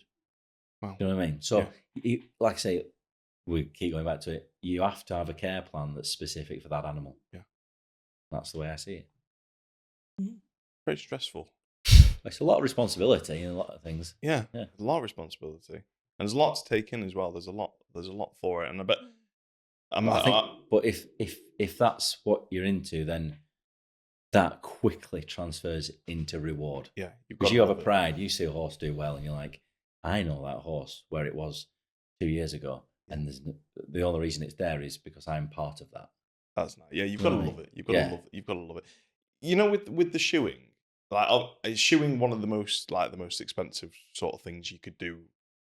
I think maintenance-wise, shoeing is the most expensive thing for the customer. Yeah. Over the year. Yeah. Yeah, unless they have an unfortunate big vet bill that year. Well, but do you get any farriers or know of any farriers, or you don't have to name anybody, but they'll always go for the shoe just because it's a bit more money in the pocket or anything? Or Not is that necessarily. Not a thing? The price generally evens up. When you get paid for a trim, Yeah. what you pay for a shoeing, like the extra is just the materials and everything that comes along with Is that right? Pretty generally. much, yeah. Pretty much. So So when people complain about it being expensive, you're also like, yeah, but the materials for that horse, Yeah. the van. It'd be more cost-effective time-wise for us to go out in the day Trim all and day. in theory trim so many horses a day than shoe any of them. really, Yeah, we shoe because we're providing a because service. they need it. Yeah. They need it. So you know with the shoes, again, this is for my own purpose because I'm an idiot. I used to think the nails used to go up into the horse's shoe, and that was it. No, so But they come out. So which way is it? So they cut. Do you sort of go in and down or down up? And So the hoof wall is kind of like shaped like that. Like that's the floor, and that's the hoof wall. Yeah. And so the nail almost goes like goes up into the foot, but then it comes out the hoof wall before it touches any sensitive material. So if you left it pointing up, you got that sharp bit. But then that's when you then have the stage of clenching, which is you're cutting that sharp bit off and folding it over for safety and almost to act like an Like a extra. shoelace. Yeah, like Like a a shoelace. steel shoelace is what it's doing. But there's no feeling where that nail's going through at all. No, it's like getting your nails painted. Unless you get it wrong. Yeah, unless you. Oh, do you? Yeah. That's part of learning. Yeah. In some respect. So I think it's like a 3 mil tolerance. Really? Is that small? Yeah. It's really finite. So you learn nailing on through feel and sound. Sound? Yeah, you can You're hear not it. knocking on the. No, you can hear when it's going wrong. You know when you Tingy, knock on a tingy hollow wall Uh-huh. and you knock on a stone wall? Yeah. Similar, just in a hoof wall. You are joking, really? Yeah. You can a hear lot, this. It. a lot of farriers will have a nailing on hammer and they might use the same nailing on hammer through the whole career because they're tuned into A the nail noise. and non-hammer. Yeah, the hammer that's specifically used to nail on with. Yeah. The nailing hammer is generally a lot smaller weight than the hammer used to make the shoe. So the tool required is for a different purpose. But it's not painful for the horse, and obviously When you do it correctly. Yeah, but if you get it wrong, what are the issues with that? I know obviously a nail going into the Lame front, horse, no Yeah. foot, no horse. Kind Yeah. of way. In the simplest. but way it's possible. it's not like life ending for the No, horse. They might be out it for a couple normally of isn't, weeks. unless some things can happen really bad. Where if the horse is particularly bad to shoe or something, if you're part way through nailing the nail on, Mhm. and the horse snatches the foot and stamps on the ground, and it then just goes in the completely wrong direction, then you're probably better off just taking the shoe off and putting the poultice on and keep making. But those things do happen. Yeah. You're Like dealing with part of it. You're dealing with a live animal and you're driving nails into a living structure. And if, things just, if you're shoeing so many horses a week, so many horses a year, Yeah. what's the Chances percentage are, chance? chances are it's going to happen at some There'll point. be something to address at some Yeah. point. Well, there's always going to be issues that happen. Yeah. That was another thing as well, which I didn't know when I got into the equestrian industry. So bearing in mind, I only got into it when I was about 18, and everybody kept going on about a frog. I didn't know what it was, but I had to pretend. Oh yeah, no. Have you checked the frog? But why the hell do they call it a frog? Just because of its shape, really. Because if you look at a frog from above, Is that why? it's just a silhouette. Is that it? Yeah. Oh, that's really. Very I was simple. hoping there would be like more of a story. So did I. Yeah. That's really disappointing. Yeah. But what's quite amusing is when you go to somebody who's been on like a horse care course and stuff, and type of person that maybe take things to the nth degree. Oh. And you'll go to shoe the horse's foot, and obviously you'll have to trim a certain amount of the frog if required. Yeah. As like you do the rest of the foot, and you go to trim and they go, "Oh, don't cut that! You're not allowed to cut that. We're not allowed to touch that with a hoof pick." And like they'll have been told, I'm like, "No, you are. Yeah. And you must do." So you must. What is that then? The frog? What part of the? So the frog and the sole and the wall and everything are all made up of all of the same ingredients. Which is? Well, there's tubular, intertubular, and intratubular horn. Okay. So it's like the composite. And and it keratinizes and stuff like that. Yeah. But it's the different ratio mix of them. The only one thing that the frog has added to it extra is it has like some glands up at the top that secrete like a fatty deposit, and that's what makes it rubbery. Right. Okay. So, but even if you trim that away, it's still got no feeling in it, or Unless you trim it too far, because you can trim down to sensitive. Yeah. It's like anything if you trim too far, it's going to be sore. It's like when you cut your own fingernails. If you cut it too short, you're going to bleed. So your skin grows. Right. Yeah. Okay. Yeah. And then your skin exfoliates. Mm-hmm. So it's the same with the sole and pretty much the wall or whatever, but the wall doesn't exfoliate the same. It has to be trimmed or worn down or chipped off. Right. So if you trim a horse too far, it can make it late. Sore. Yeah. It'd be sore for however long Till it grows. till it grows back. Right. Okay. So that's what I was saying about earlier. There are markers on the foot, and you look at your geometrical proportions Mm-hmm. to calculate roughly where you need to be with your trim, and you'll know. It's honestly it's amazing. I know it's probably second nature to you, but it's like it's complicated. So it's like one of the things I said to Grace as well. Like this week, we did a thing where we went to a pony club at Accrington. Yeah. My other half, she's got a riding school that she runs, whatever, and they have a pony club there. Uh-huh. We took it's called a blacksmith buddy. We borrowed it from my school college, and it's like a prosthetic leg. Oh right, okay. On a stand. Yeah. And with a plastic foot, and we nailed this shoe on it, and each of the kids got a chance to remove a shoe without it being on a live animal, so that they weren't going to get thrown around or anything. Mm-hmm. And every one of the kids managed it, didn't they? Yeah. It was really good. Oh wow. But I said to Grace, it's really good to do these sort of things, like coming on the podcast today, because when we talk to you about it, we talk to you like you say about, it's like second nature to us. We just see it as normal, and it seems blasé. But then when you mention to us, oh wow, like that, it really takes you back and makes you sit back and think, yeah, well, it is quite wow. Like what we do is, it's good to be proud of. It's specialist. It's special. Mm. It is special. And I bet sometimes you'll get a bit of hassle from people that probably don't understand or whatever you're doing. Yeah, there's people that advocate horses that the horses shouldn't have shoes on and stuff. Mm-hmm. And I understand where they're coming from and stuff, but a lot of this is like why there's been the advent of so many things like track systems. What's that? So we traditionally keep horses in stables. We give them turnout. We exercise them in an arena. Mm-hmm. There's a movement, a body of people that disagree with that's the way to keep them. You should keep horses on a system where there's a track that runs all the way around the perimeter of the property, and they just wander around the track all day long. So they're always moving, stuff like they would in nature. Oh, right, okay. But there's a really interesting study that's been done by Brian Hampson a few years back on all the wild desert brumbies in Australia. And it was how much distance they travel between, say, food and water. And he was in a helicopter and he darted them and then put these GPS collars on and then give them another drug that brought them back round and stuff. Then he monitored them. And then he took some of those animals, they darted them and transported them and put them in a track system. Mm-hmm. And they put them in like a spiral track system. And he completely kept changing what he did for them. Now, when they are left in an open field to free rein on their own and go where they want, the GPS research tracked that they travelled X amount of distance a day. Mm-hmm. Then he took the same animals and he used electric fence and he created a track system. Did the same recording over the same period of time. Same animals, same period of time. Same animals, he then changed the track system to a spiral where there was food in the middle, water on the outside. So they had to go around the spiral to get the food, back around to the water. And then he kept changing it, zigzagged, did all sorts. The more complicated he made it, and the more he did, the less they travelled, the more they went and stood under a tree and sulked. Really? Yeah, it was phenomenal. Like Brian Hampson Wild Horse Research. It was really interesting stuff. But the horses that were wild did more distance in an open field, having the choice of where they wanted to go, than even just going on the track system. But obviously, going on a track system all night, they're going to do more distance than being in a stable, aren't they? Yeah. So I understand that the track system can be very useful and stuff, and it is for certain like recovery of problems like laminitis and stuff. Yeah.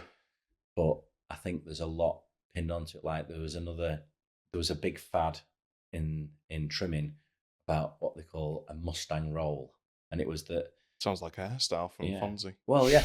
So where the horse's foot breaks over, like I said on the shoe, there was an excessive breakover noticed on wild horses or whatever, and so Brian Hampson did a bit of research on that as well, and it was found that the only reason those Mustangs had that roll on their feet and no other wild horses did was because everyone's association with them was like the wild blue plains of America, and they were all running in massive herds. Well, in the wild, they don't actually do that. They only run in groups of like 12, 14 maximum.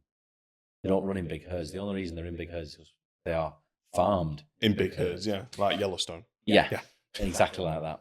And a lot of the misconception was that those horses were on that beautiful pasture, whereas a lot of the time of the year, they were on snow. So the reason they had that wear pattern on the feet was because they were just digging through the snow to get to the food. So then the Mustang roll is irrelevant. You don't need to do it, do you? Because that.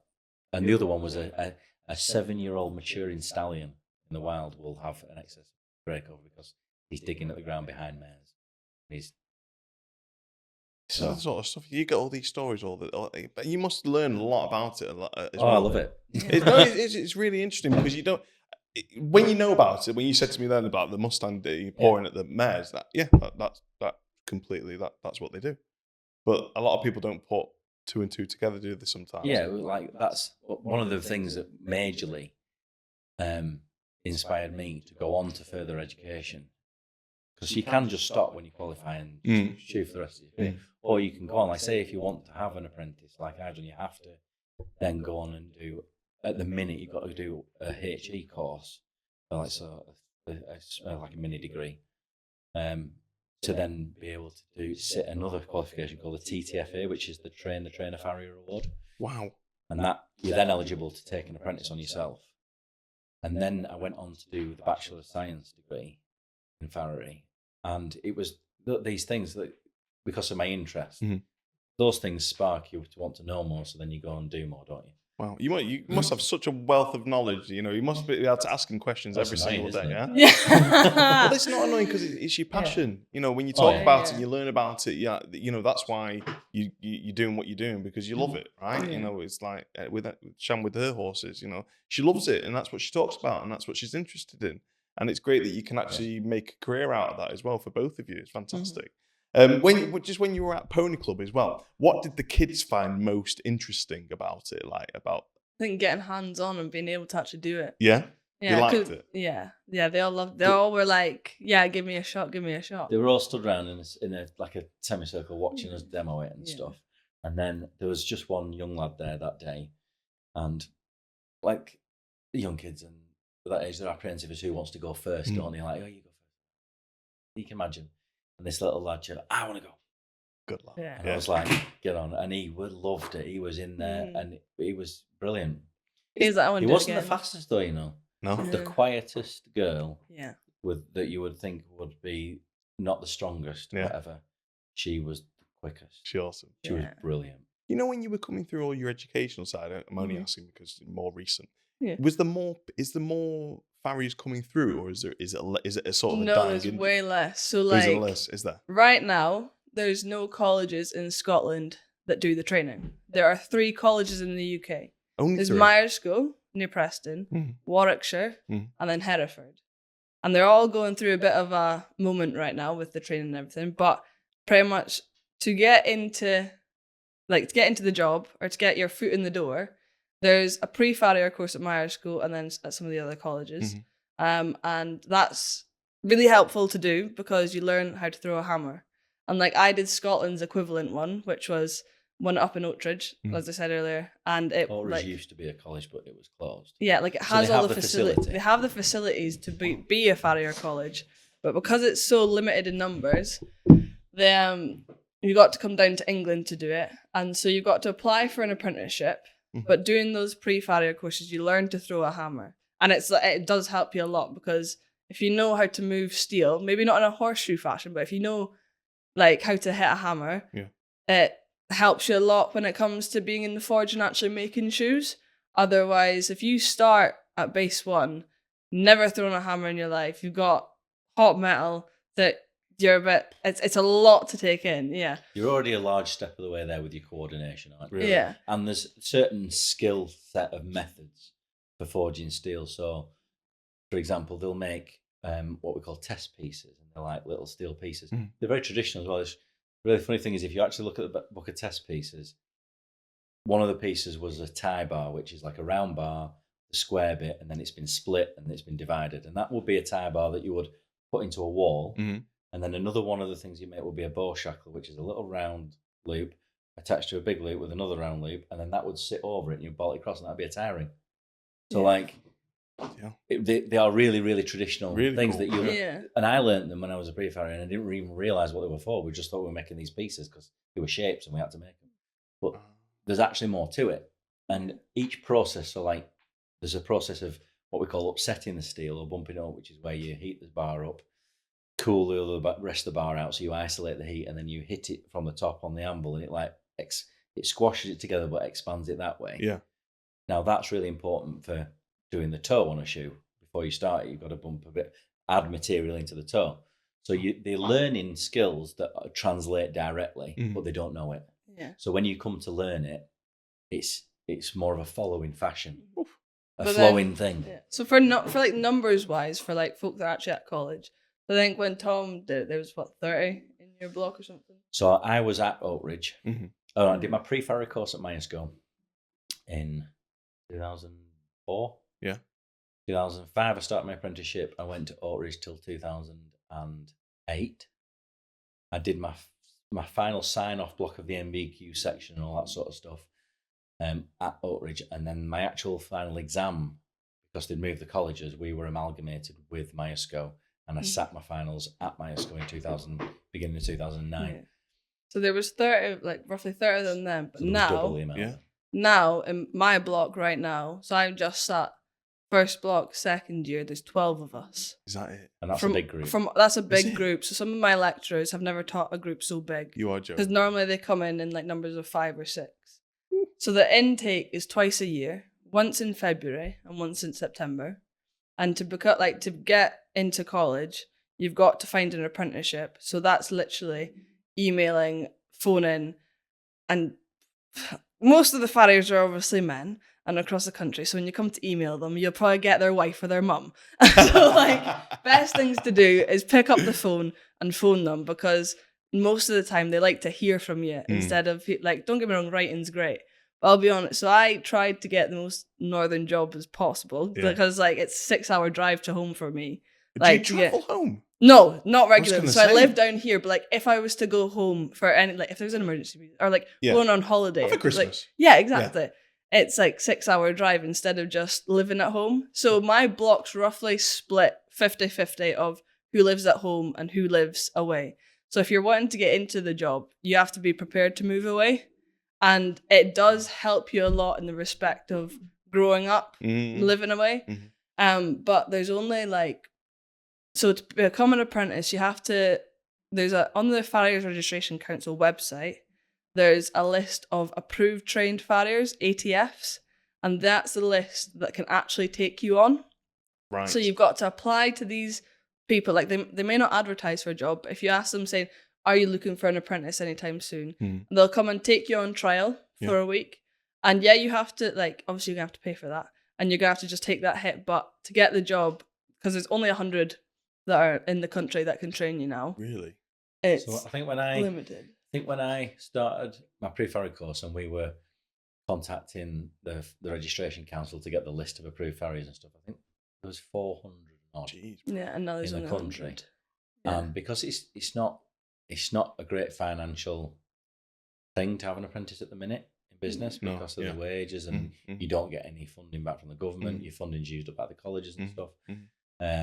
So it unless you are going to make the shoes like I've taken the decision to do, the way we do, then it can cost you to have an apprentice for at least the first 2 years. It can literally cost you, and you only start to recoup some of that money through their back part of their apprenticeship. At which point they want more time to get ready for their exams, but you're like, I need a bit back. You know what I mean? So I think you've got to be very, very stringent in the way that you work it. And that's why a lot of people have taken the decision, especially a lot of ATFs stopped training when they shortened the apprenticeship time up because they weren't then getting that other 6 months of the work out of them. So how would that work? How did it used to work compared to how it works now?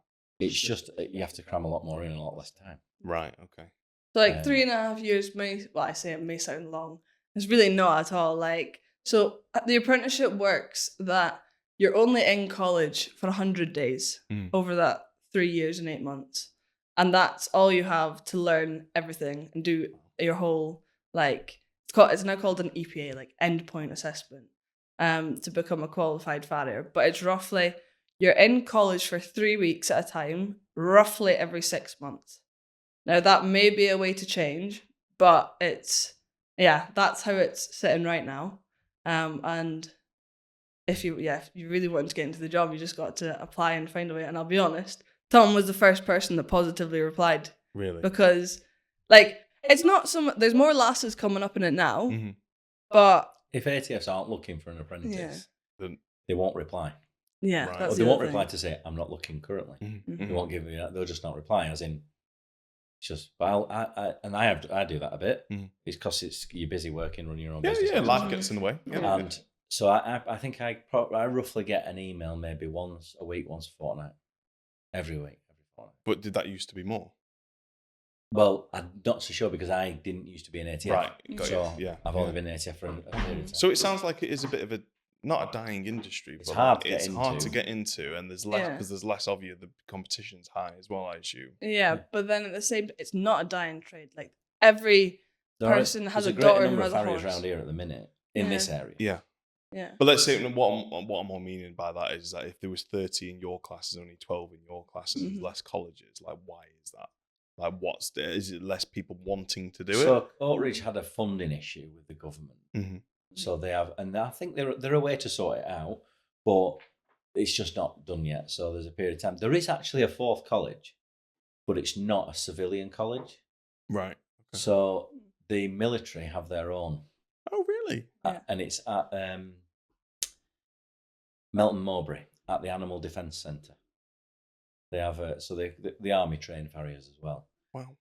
And so there is a fourth one, but it's not accessible. But we do use it. The Registration Council use the site, if you know what I mean, as a test centre. So if you're going on to do further qualifications that are, there's two different routes with the higher education. You can either go down the HEBSC route, or you can go down what's known as the AWFW route, which is the Associate of the Worshipful Company or a Fellowship of the Worshipful Company. And those exams have been held at the Animal Defence Centre. There's competitions that are held. Most of them are through the summer at summer shows, which quite a lot of people don't know about. No, but I've never heard of them. It can get quite competitive, and then there's some of them will be held down at last year there was a cav pairs held down in London at the barracks. So with the army held it, and so there's apprentice classes, and then there's open classes, and the apprentices are generally split into first and second years and third and fourth years, but that's just shoemaking. They have the competitions at the Great Yorkshire, mainly at most of the county shows, the big county shows, they have Suffolk shows. We have Bury Agricultural Show run a shoemaking competition. Really? There's a Farrier shoeing competition at Great Eccleston Show at the minute. Yeah. So it's you're probably getting.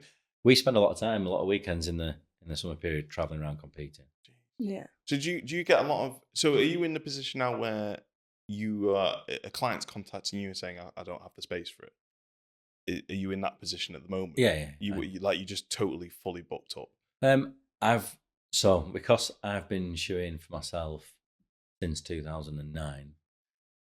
There is a lot of horses that I've shod for a long time that are coming to the end of their life. Ah, right. Okay. So, and some of those clients, because they've had those horses so long, they're clients that maybe choose not to have another horse. Mm-hmm. So there's been a little bit of a mix lately mm-hmm. of horses that have been passing on. Yeah. So that, but because we do places like the trekking centre and just stud work, stuff like that, they generally tend to be like fresh horses every year almost. Wow. So obviously at the trekking centre they have them horses for a long time, but if a horse like expires at the trekking centre, if you know what I mean, has to be put down through an injury or something like that, mm-hmm. then those horses tend to be replaced within maybe 10 months because they're required. So what I'm more trying to say is that if anybody's watching this and they're thinking, I don't know if the business is there, there's definitely it's always there. There's definitely business there. There's horses up and down the country. We need more farriers, basically, is what the sounds of it. If you like up and down the country, there's different areas almost you'll find have different types of horses. Mm-hmm. So like if you're into racing and if you're into a lot of work, go to Newmarket. Because Newmarket has racing, and I know, so with me and Tom, I'm like, it's just me and Tom. Whereas there's some farriers down there have a team of apprentices. So they've got a first year, second year, third year, and fourth year. Jeez, wow. That all like teach each other. So it almost works off of like the fourth year will be like giving tips to the third year will be teaching the second year, and second year will be teaching the first. And they've got a whole system working. Yeah. So if you're wanting to do racehorses down there, then that's generally like polo yards. That's the kind of sporty horses are down there. Whereas if you're wanting to do like your happy hackers or like cobs and plods, that kind of thing, then slightly not more northern, but like And then whereas in this corner we do quite a few there's some driving bits dotted up and down the country, but like quite a lot of the driver would be, I would say, northwest area kind of. Northwest. That's something that I have a keen interest in anyway. I've always in driving. I've seen you. I saw you driving down on the road once. I was like, "Who's it?" And he's waving at me. I'm like, "Oh." That was Tom. Yeah. That's really cool. I'm keen with the driving horses, but I quite like the young stock as well. So I've got a couple of foals and yearlings at the minute that I have, and they'll be brought on to the driving job. No, it's great. They won't all stay with me. Some will pass on to other people and stuff. Yeah, but it sounds like it's a trade that needs more attention. A bit more people. I think it's a fantastic trade. Yeah. I think one of the important things is, though, if you want to go into this trade, it's not just a trade; it's a vocation. Yeah.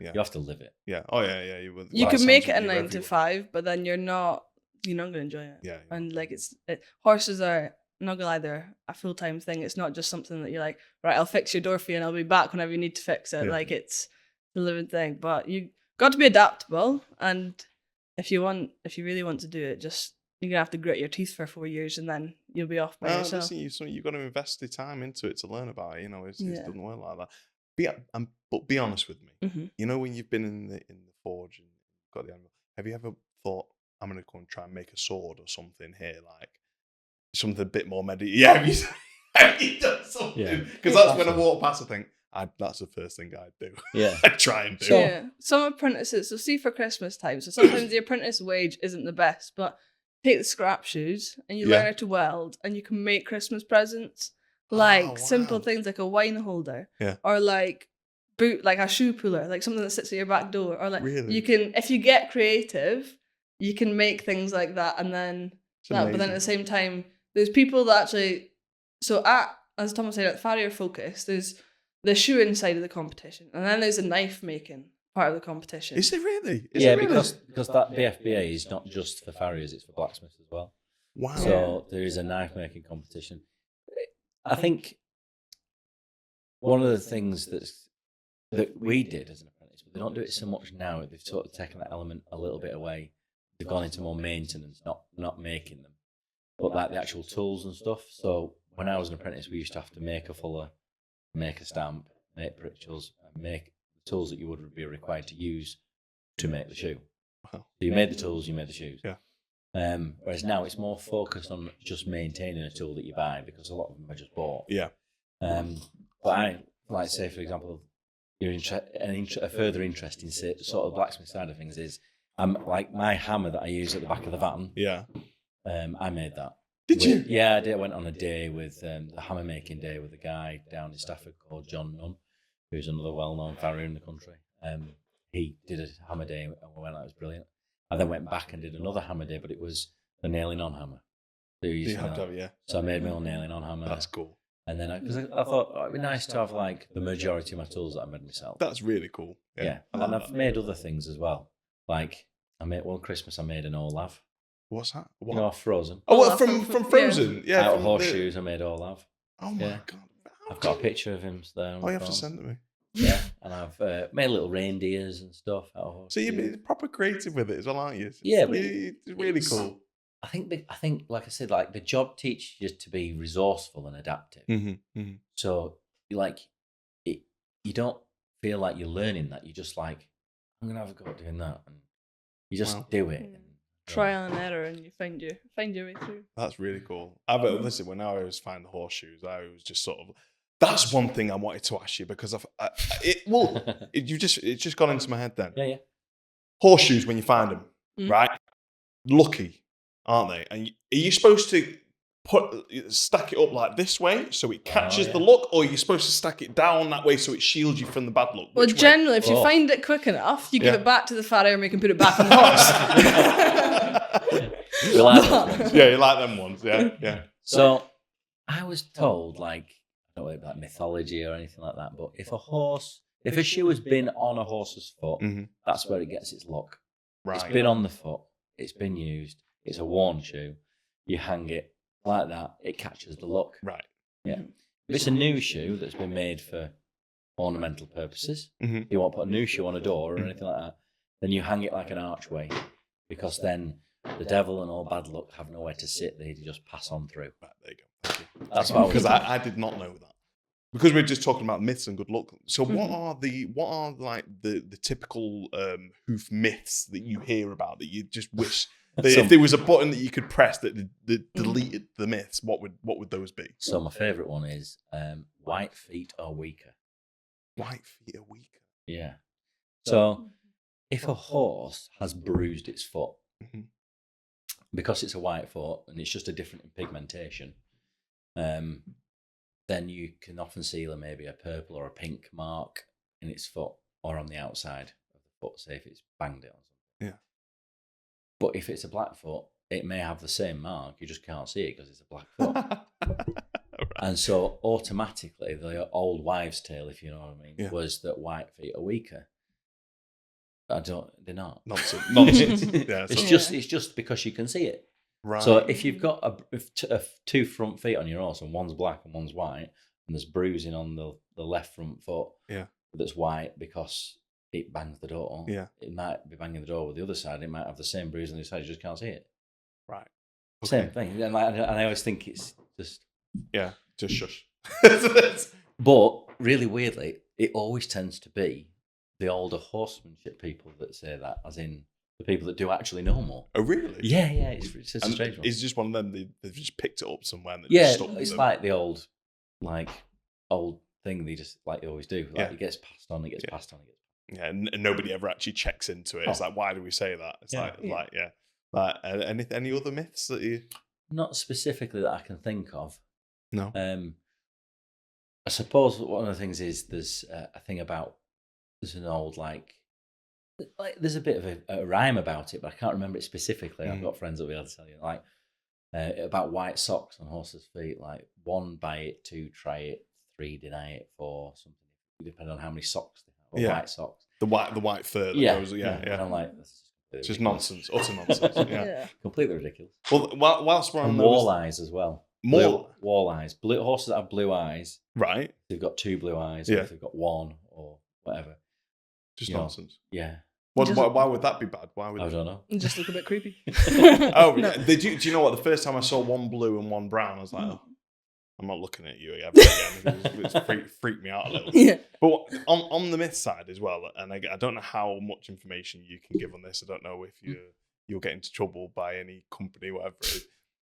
All these hoof supplements, all the products that are out there for them.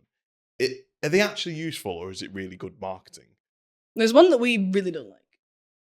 Yeah. That's, when a horse goes for a show and they paint the black stuff on them. It's like a black lacquer Right. cross with a varnish. Right, okay. Obviously, we'll not say which one. Yeah. It's just, there's quite a few people use them and then they'll just leave them on the feet. So at the top of a horse's foot, it has what we call a perioplic layer. It's like a very fine membranous layer at the very top near the coronet band.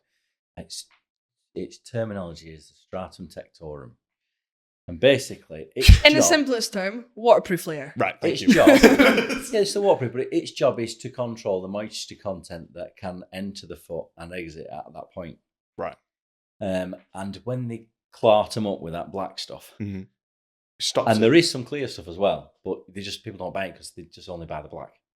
Right. It stops the foot from being able to function naturally with its own moisture content. So when we come to it, the main annoying thing for us is it clogs or rasps up. So Really? our file, yuck. Is it like a tar sort of thing? Yeah. Oh, so it clogs the rasp. So you struggle rasping it. So I always say to my customers that are in the showing fraternity that demand they must use it. If you must use it, you must get yourself a small wire brush that's not obviously too aggressive, but and you must, when you come back from the show, you must scrub it off properly. Yeah. Otherwise, I've gone to feet that the feet have deteriorated. Really? The crumble and dry. Really? Because they're putting on that much and leaving it on. Yeah. Ooh. So that's one of the negatives. We don't like that. I find there's often, when I started my original degree course, one of our lecturers was a guy who did the original study on biotin. Yes, so this sort of stuff, like the supplement stuff, that they actually so obviously, take over. if a horse is lacking in something, then it's going to be beneficial if you give it what it's lacking in. Yeah. Goes without saying. I do feel like there's a lot of companies out there, and this is just trade in general. They're trying to sell a product, so they're inventing more and more reasons why that's the product to have, as opposed to the theory of this horse is lacking something, it requires something, let's give it this. I go to people that have with cob feet that have really good, strong, thick cob feet, and they don't actually need any additional supplement, and they go, is the biotin working? And I'll go, well, it doesn't really. It doesn't require it, so you're just wasting your money. Yeah. But what I would kind of pointed towards the direction of with the study when you look at it was, it didn't necessarily increase foot growth and the rate of it. Right. What it increased was, if the horse required it and was in need of it, was the quality of what it did grow. So like the density of it, like how tough the it was. quality of what was already going to be dispelled. Right. In growth, in its growth pattern. So that's the one thing that I always kind of try and emphasize is, a lot of people will say, I'm going to go and buy this product because it's got biotin in it, for example, because it's going to make its feet grow. I don't think it's going to make it grow. Doesn't work like that. If it's not going to grow, it's not going to grow. But if it's going to grow, it's going to grow because it requires what it requires to make it grow. So how do you know if your horse is deficient in biotin? That's the thing. You don't know. You don't know, and then and I tell you what, that's where we need Dr. Doolittle.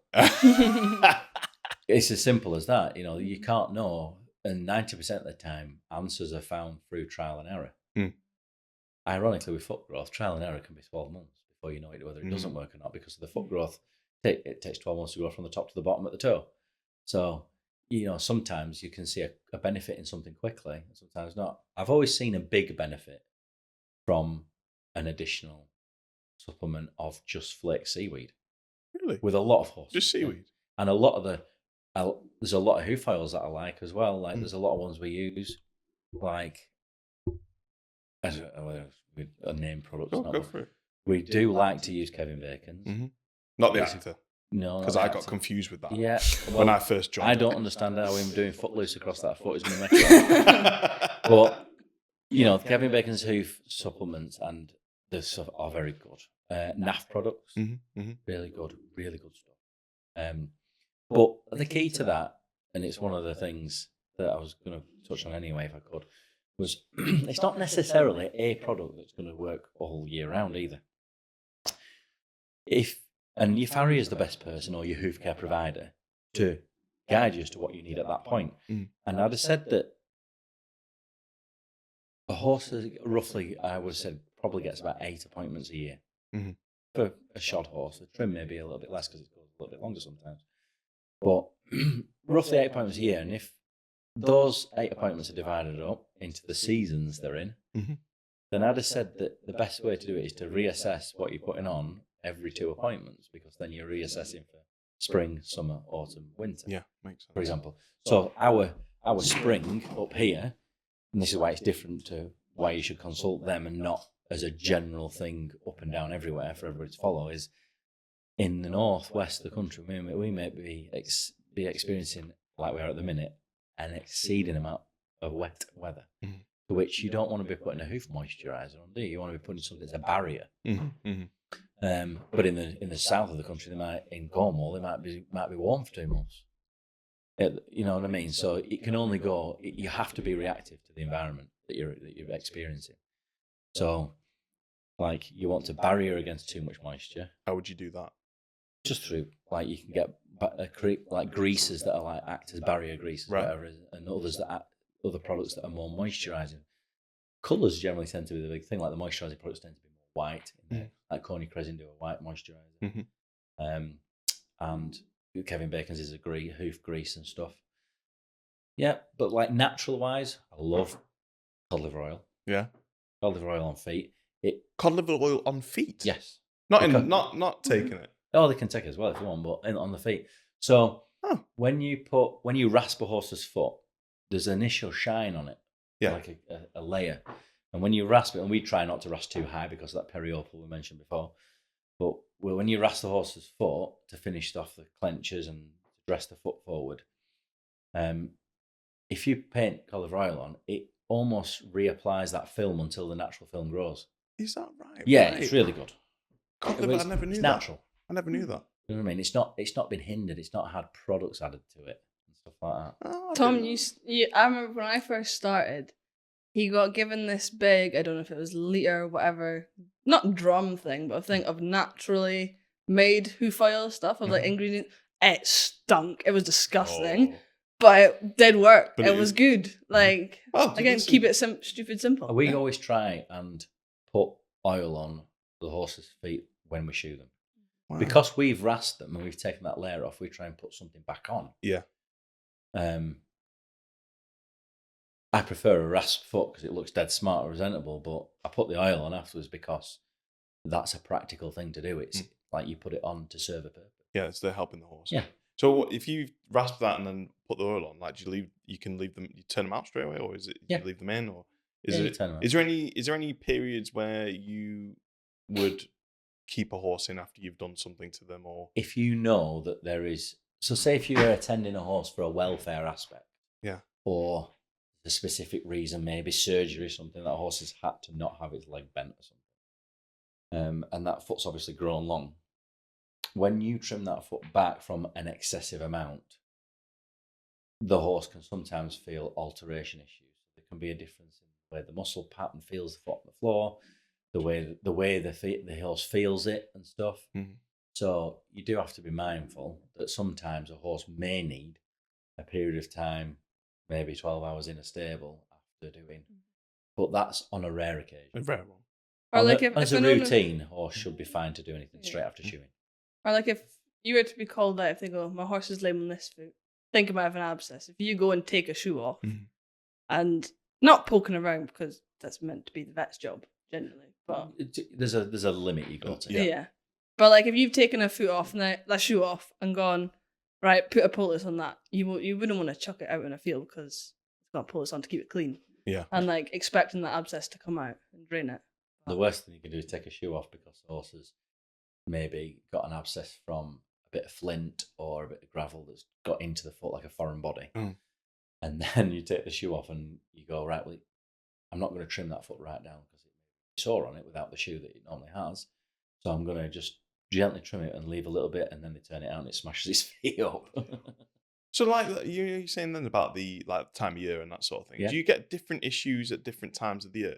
Yeah. What? So like, for example, we've had loads of rain at the moment Like what sort of You issue? ask any farrier in the country, the biggest issue is turnout. What, is it not enough or too much? No, as in you show a horse all winter and its feet, because it's been in and they're all controlled and it's all very routine because they're in that environment. They get ridden so many days a week as a routine. Whereas in summer, when they're out, if they're out, they go, I'll leave them out today because they're out. You know what I mean? Yeah. So what'll happen is those horses have not been out for 5 months, and then well, we'll talk about it on the phone, or the farriers when we ring each other and say, well, you know what week it is, don't you? Oh, really? So you it's know? turnout week. Do you know? Yeah, because when turnout week happens, they all go out and they all start fighting and throwing themselves around and running around like idiots, and everything pulls shoes off. So all the farriers in the area will be like, you got a shoe off there? I have as well. Because that's the nature. So like time of year, yeah, we know that we're going to have shoes off when it comes to turnout time. But then we also know that we go, oh, it's great, they've brought them in for winter. Because you're going to get to that appointment and that person's not forgotten, they're not out in the field because the horse is in anyway. Right. But then if they leave them, then if they still turn them out of winter, the muddier it gets, the more sucks. It's like losing your welly boot when you walk through a fence gate. Oh, like, you know, it's happened to me. So kind of similar. It's ridiculous. I'm sure you've got a video on that as well. Oh, somewhere. Sean's probably got one. But like, you know, like you mentioned thrush before. Yeah. And you know, obviously laminitis as well. Is there any? When do those usually? I know laminitis is through diet, right? Yeah. So there's a couple of different ways divided up. Like laminitis is a big blanket, as in like definition term, and there's an umbrella under certain things now because we have EMS, Cushing's, metabolic syndrome issues and thyroid issues. A little bit similar to a person's type 2 diabetes. Right, okay. Similar sort of thing, like the way that their body controls and maintains their insulin. So we have certain times a year where we know it's going to spike. So this last summer we had a really dry summer. Yes. Didn't we? We had like 4 months of like solid dry ground, and everyone's like, oh, the ground's so hard and all that sort of stuff. And there was a lot of barefoot horses that worn more because it was too hard. It worn the feet more and stuff. And then I remember being on the phone to a colleague down the road saying, hey, it looks like it's going to rain. And I went, well, you better make sure there's plenty of space in the dairy in 2 weeks then, because the minute we get that rain, when it's been so dry so long and the grass isn't like projecting as quick and whatever, the rain comes and it just goes whoosh, and then all the sugars in the grass, all of a sudden they've not been having that richness, and all of a sudden they bombard their metabolic system's getting bombarded with this higher amount of sugar and stuff, and you do get a lot of laminitis problems at certain times of year, and you can sort of predict it. Really? There's an app that you can get that when you get up in the morning, you can press it, and where you are in your area, it tells you the risk factor of that day, according to the weather, as to the risk factor that day. One of my customers uses it. It's really good. But so how far before a horse? I mean, horses don't get do they get laminitis, or is it something that will happen over a long period of time? If that makes sense. Like with Willow here, she's only a little pony. Yeah. So like I know sometimes that she can't be out on long grass in the summer because she'll get laminitis. She'll get too fat. Yeah. But is that something you sort of see happening, and then you have to warn the customer straight away? Or? Yeah. So because it's like a lot of things, because those clients will see those horses every day when they feed them, they don't notice a weight creep. Right. And when we go every 6 weeks, we'll go, somebody's had too many bacon butties. And they go, you are. And I try and do it in a jovial manner because people get really offended if you say your horse is fat. Yeah, they do. You go, well, you're fat. And I go, well, I know I'm fat. But, you know what I mean? But the difference is that horse doesn't know it's fat. Yeah. But I'm telling you, because that horse doesn't know it's fat, and he doesn't know not to do that. Mm-hmm. So it will just keep doing it. Yeah. That's where it comes down to responsibility. Yeah. But that's a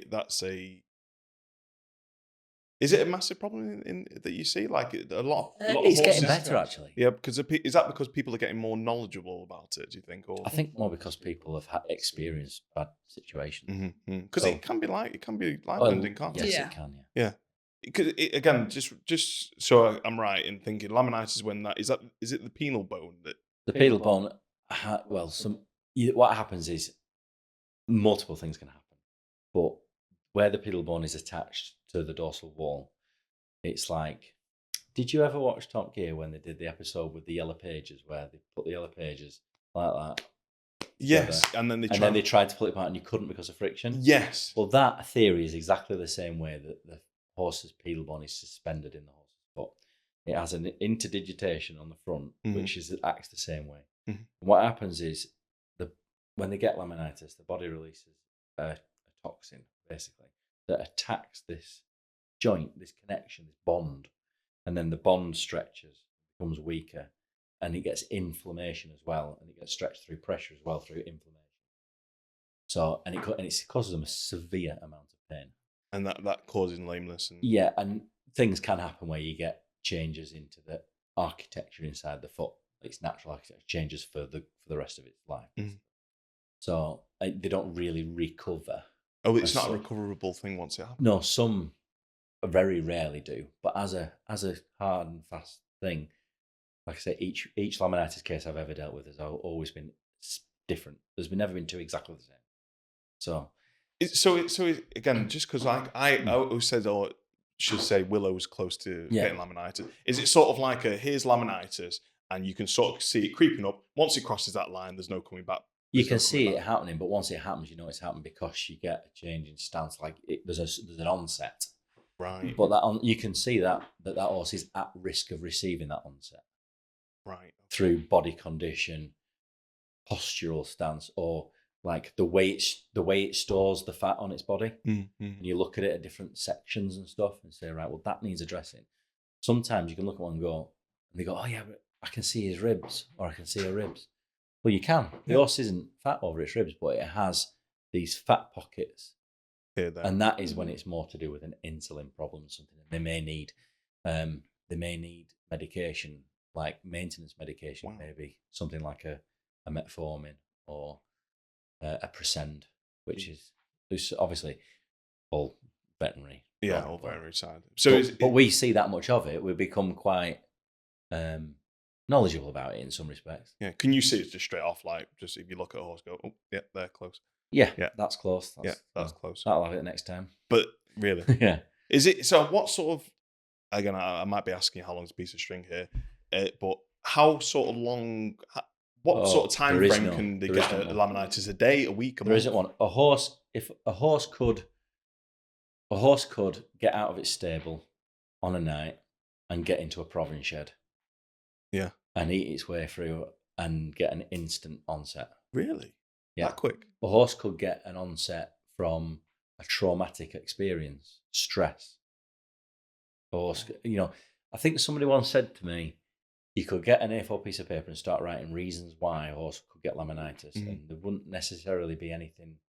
There won't be one that's wrong. Yeah, like when Tom describes it as a blanket, it's because it can be caused by so many different things. But the one thing that's definitely for sure is, again, going back to Brian Hampson's wild horse research, is he only ever found one laminitic case in the wild.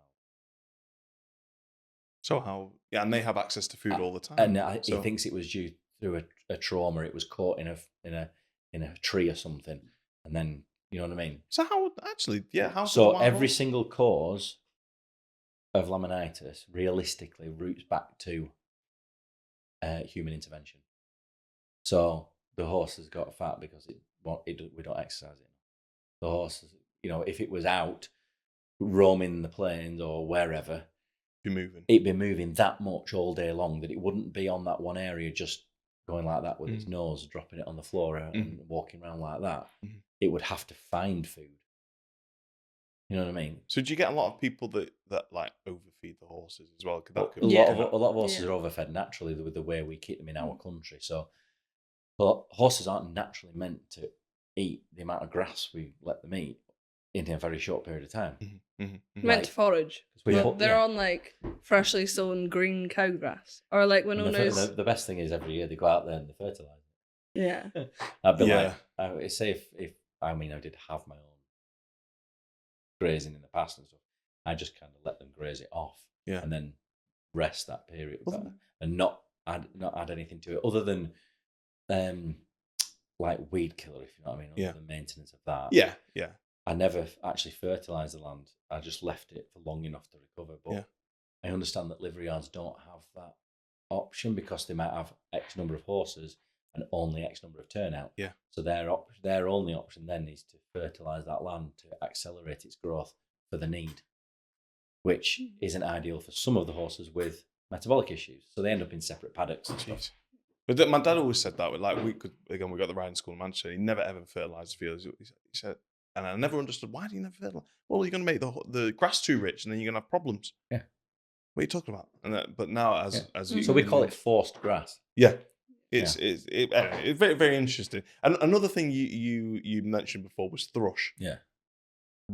And obviously not the human thrush.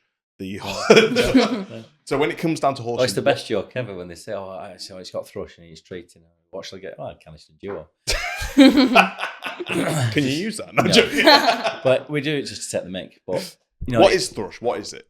Oh, so thrush is a fungal bacteria called Fusiformis necrophorus. Oh my! I believe, if I remember it rightly from college.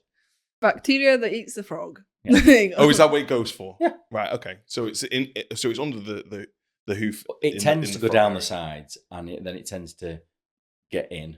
It'll find a little pocket, a cavity, and then it'll eat its way in, and then you'll end up with a bit of a flappy frog, and you end up with a messy frog. So the best way to treat it is, you can pick your horse's feet out every day, but pick them out properly. Yeah. So a lot of people just pick it out, and that's it. But they're not getting down the side of the frog to the bottom. Right.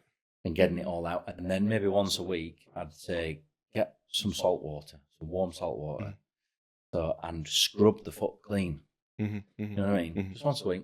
Plus, youngsters, any horses, for them to have to pick the feet up for that long when they're not being shod. Good practice. Jesus, it makes them so much better when we get there. Good practice. Because, it's good working practice. Yeah. And then treat it with a topical antibacterial. Right.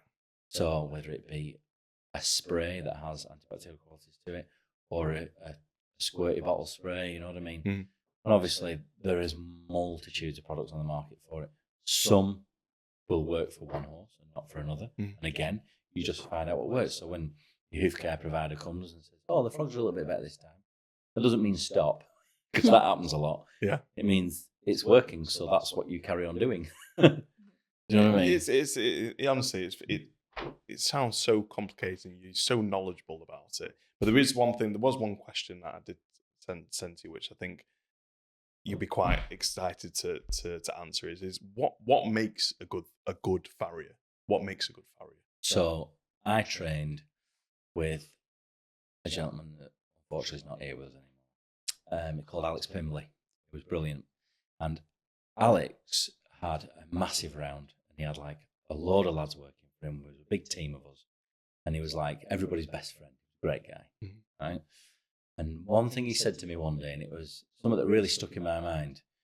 Well, a lot of farriers go on to do higher qualifications like I've done, but then what they want to do is kind of like position themselves at a vet's practice maybe and just do clinical work. And he said those people are always the ones that will wear the capes, because those people have chose to do that, and those horses that are presented to them generally already are lame or have something wrong. So they're either going to do something that helps them, or do something and you're never going to help them. But one thing's for sure is things can either stay the same or get better. So those people are always going to look like the hero. When realistically, the true hero in this job is the farrier that shoes or cares or trims for that animal from foal to full grown and when it leaves us. Yeah. And they're the unsung heroes, in my opinion. That's why he explained to me one day, and I was like, it's so true. They are the unsung heroes of this job. People that never get a mention, the people that never get praised. And they're probably happy enough because they get like a little treat at Christmas and buys them a bottle, and they know. They know. You know what I mean? And that is the key thing for me. From foal to full grown and on. You keep that horse right all the way through. And you're not the person that's fixed that horse or done something for that horse in that 12-week period from it going through the vet's practice and being shod twice by them. They've done that for years. And that's the way. Yeah. That's beautiful. Is that something you aspire to be? Yeah, something like that. So you like you said, then you've well, on behalf of everybody, thank you to the unsung heroes. Yeah. So just so it's out there, it's on record. But obviously, you just said then about the amount of time that you spend with horses, clients, how many you've had. Is there any memorable stories that you've had that stayed with you over the years? Or? So there's been more than I can remember of like situations where you think. I remember one guy telling me a story where he'd nailed a pair of front shoes on a horse, and he was going to fit the back shoes at the anvil, and a cat had leaped out of the stable and shot the horse. It pulled back, snapped the string, and then the gate was open or whatever, due to the yard situation, and this horse ran around the field and pulled both of those front Oh no! And I remember him telling me the story. I remember thinking, he was so angry. But there's two horses that stick in my mind, I suppose. There's lots of horses that stick in my mind for being naughty or whatever. Hope none of ours. There's a list of those. So there's nothing really special there, is there? But the one horse that I remember was the first horse that I ever nailed a shoe on. Oh. And he was called Darley. And he was not far away from here. Yeah. And he lived a long life, that horse. Yeah. A guy called Mick owned him. Pack him round out Roadcliffe, and he was alive. When I remember, I'd been qualified maybe 7 or 8 years, or whatever, and I was shoeing on a yard, and this horse comes hacking past with his phone, and I remember saying, because obviously I didn't shoe him anymore, the old thing, and I said, Mick, and then he looks over and says, hey, is that Darley? He went, yeah. How old is he? Oh, he's about 28 now. Oh wow! I was like, do you mind if I just have a picture with him right now? And I got a picture of himself stood with him, and I don't know, I was just shooting another horse who was hacking through. And I remember that was the first horse I nailed on, and it was like years later. I was like, wow. Because when I first started my apprenticeship, we didn't have a picture for him. No. Got a picture with him. And then the other one that I remember was a great story. A horse called Lucky, up at Blackpool. The lady who owned Lucky, her and a fella have like a pest control company. Mm-hmm. And I remember that, look, I was called in because Lucky had really bad laminitis and had lots of changes to her feet. We stuck some shoes on, we glued some on, stuff, and we did all sorts. And I remember every time we did any kind of hoof care for Lucky, she was on this yard, this mare, and on the yard was like a water basin kind of well pump thing. And every time we'd show her, say, all right, we'll walk her off and see how she is. And every time absolutely crippled, lame. And I remember thinking to myself, at what point, we try and do the best thing we can, making sure there's no pressure anywhere, and I was making all kinds of fancy shoes for her. This horse, there's no way this horse can be feeling this amount of discomfort. And I'm not doing my job if this horse is like this. And I remember it being a little bit soul destroying. I was a little bit like driving away, kicking myself every time, thinking. And I got there one day and I was doing another horse, and Lucky was out. And she said, oh, while you're here, I've been painting some hoof hardener on her feet underneath, because that's one of the things I recommended. Yeah. Can you have a look and see what you think? So yeah, I remember picking Lucky's foot up and thinking, oh yeah, it looks like it's doing all right, put it down. So how's she walking? Oh, she's been absolutely fine. And she untied her and went to walk around there, and it was absolutely crippled. Oh. I hadn't done anything. I just picked its foot up and looked at it. And I looked at this woman, and she looked at me like, what is going on? And I went, no way. And the horse was having us on. You were joking. I swear to God, 3 days later, I went back because I was passing, and I said, I'm just going to try it. I'm going to come in. I'm not going to put my apron on or anything. I'm going to pick the foot up. Yeah. And and you can walk it around. Same again. Absolutely. And I went, she's having us on. I said, actually, taking the mick. I couldn't believe it. That was actually true. It's a true story. I couldn't believe it. So I said to her, I said, you know, when we shoe her and she's sore, we always leave her in the box for 3 days because she's sore.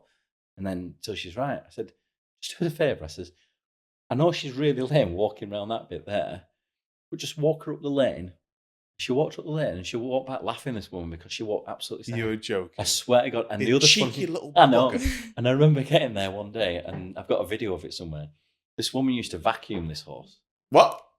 Yeah. What do you mean? Where? This woman, honestly, this woman she was phenomenal. She was brilliant, lovely woman. She wasn't crazy or anything, but she just always done it.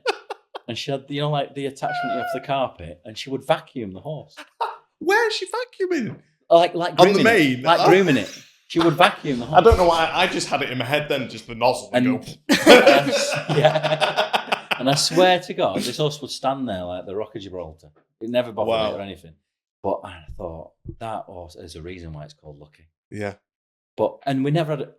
That's mad. When I shot her from then on, I never walked it round there. We walked it up the lane and it was fine every time. Unbelievable. And I'd say, I have had restless sleep over that horse. Yeah, I've not been able to sleep for months because of you. The cheeky, that's ridiculous. You wouldn't believe it, would you? But, smart and thing. the woman, like, if she hears this, whatever, she'll just chuckle because she knows. What a smart horse! Is it smart or This horse was very intelligent. She was a lovely animal. Very intelligent. What about yourself? Have you got any stories that have stuck with you in the past few years? First one that I've nailed on. Yeah. That's always one I remembered, called Barney. That was just nailed on the back. And then the first ever horse that I was meant to trim was Tom. And that was Tom's old trotter. Old driving horse. Yeah. Old trotter. And he must have been 31 then? Yeah, 31, Yeah. 32. 31, wow. 32. Wow. And I went under to trim him. And I started, and then he just realised that I was learning. And Tom had to finish the job. And he took the mick out. But that was the first horse that I trimmed. Humbled you. Yeah. Humbled you. So is it one of them you always remember? I think the frustration as an apprentice, because I went through it as well. Mm. So I remember.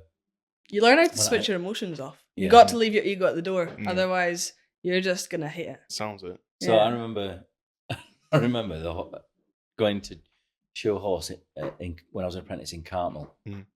And I remember I was out with an older apprentice at the time he now shoes the horses at World Horse Welfare at Blackpool. Oh, wow. A guy called Mark Gilliver. And I remember we were out in this little, it was like a little red Renault 5 van or something like that. And we were away shoeing, and this horse was messing me around like you wouldn't believe it. Leaning back on the foot stand and forward. And I remember getting in the van and I was that bloody horse. And I remember I was driving down the thing and I was like in that mood.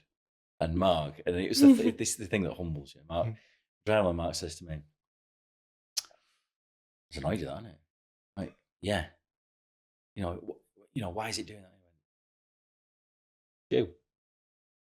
It was you? It's you. I was like, right. What do you mean it's me? And I was like, I'm going to hate you in a minute.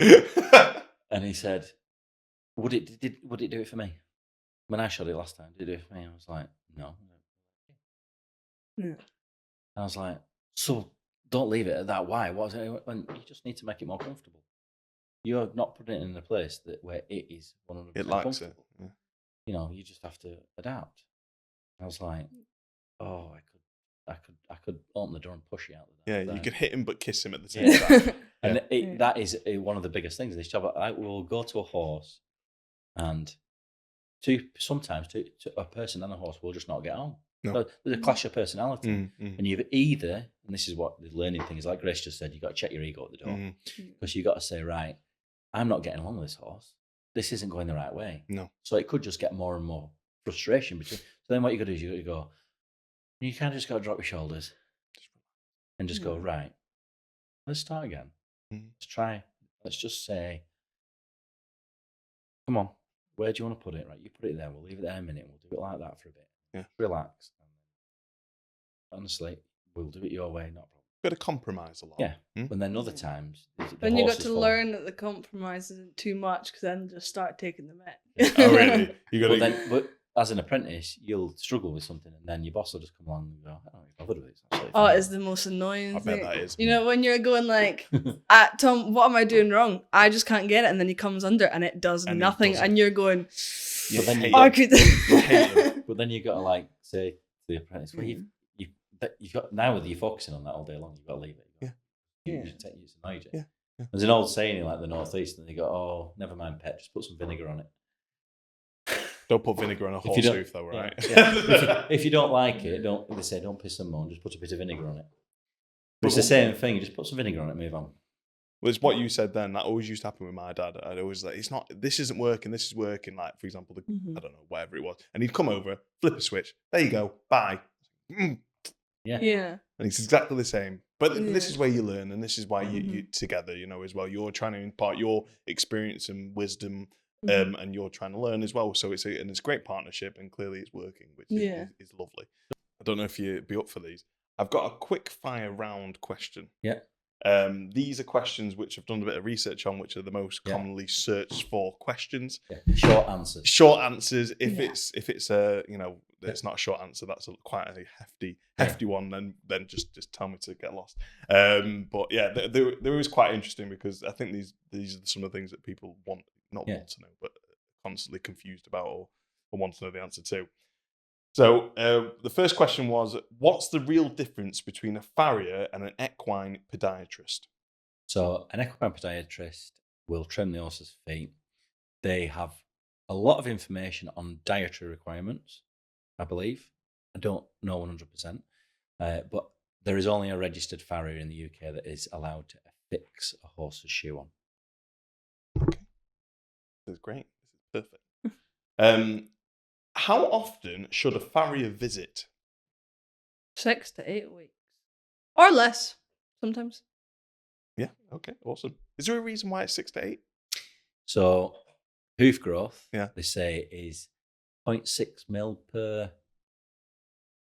There. Something like that. Ben Benson did a thing on Facebook about it. Yeah. So by the time 6 weeks is up, you have like a little booklet, and that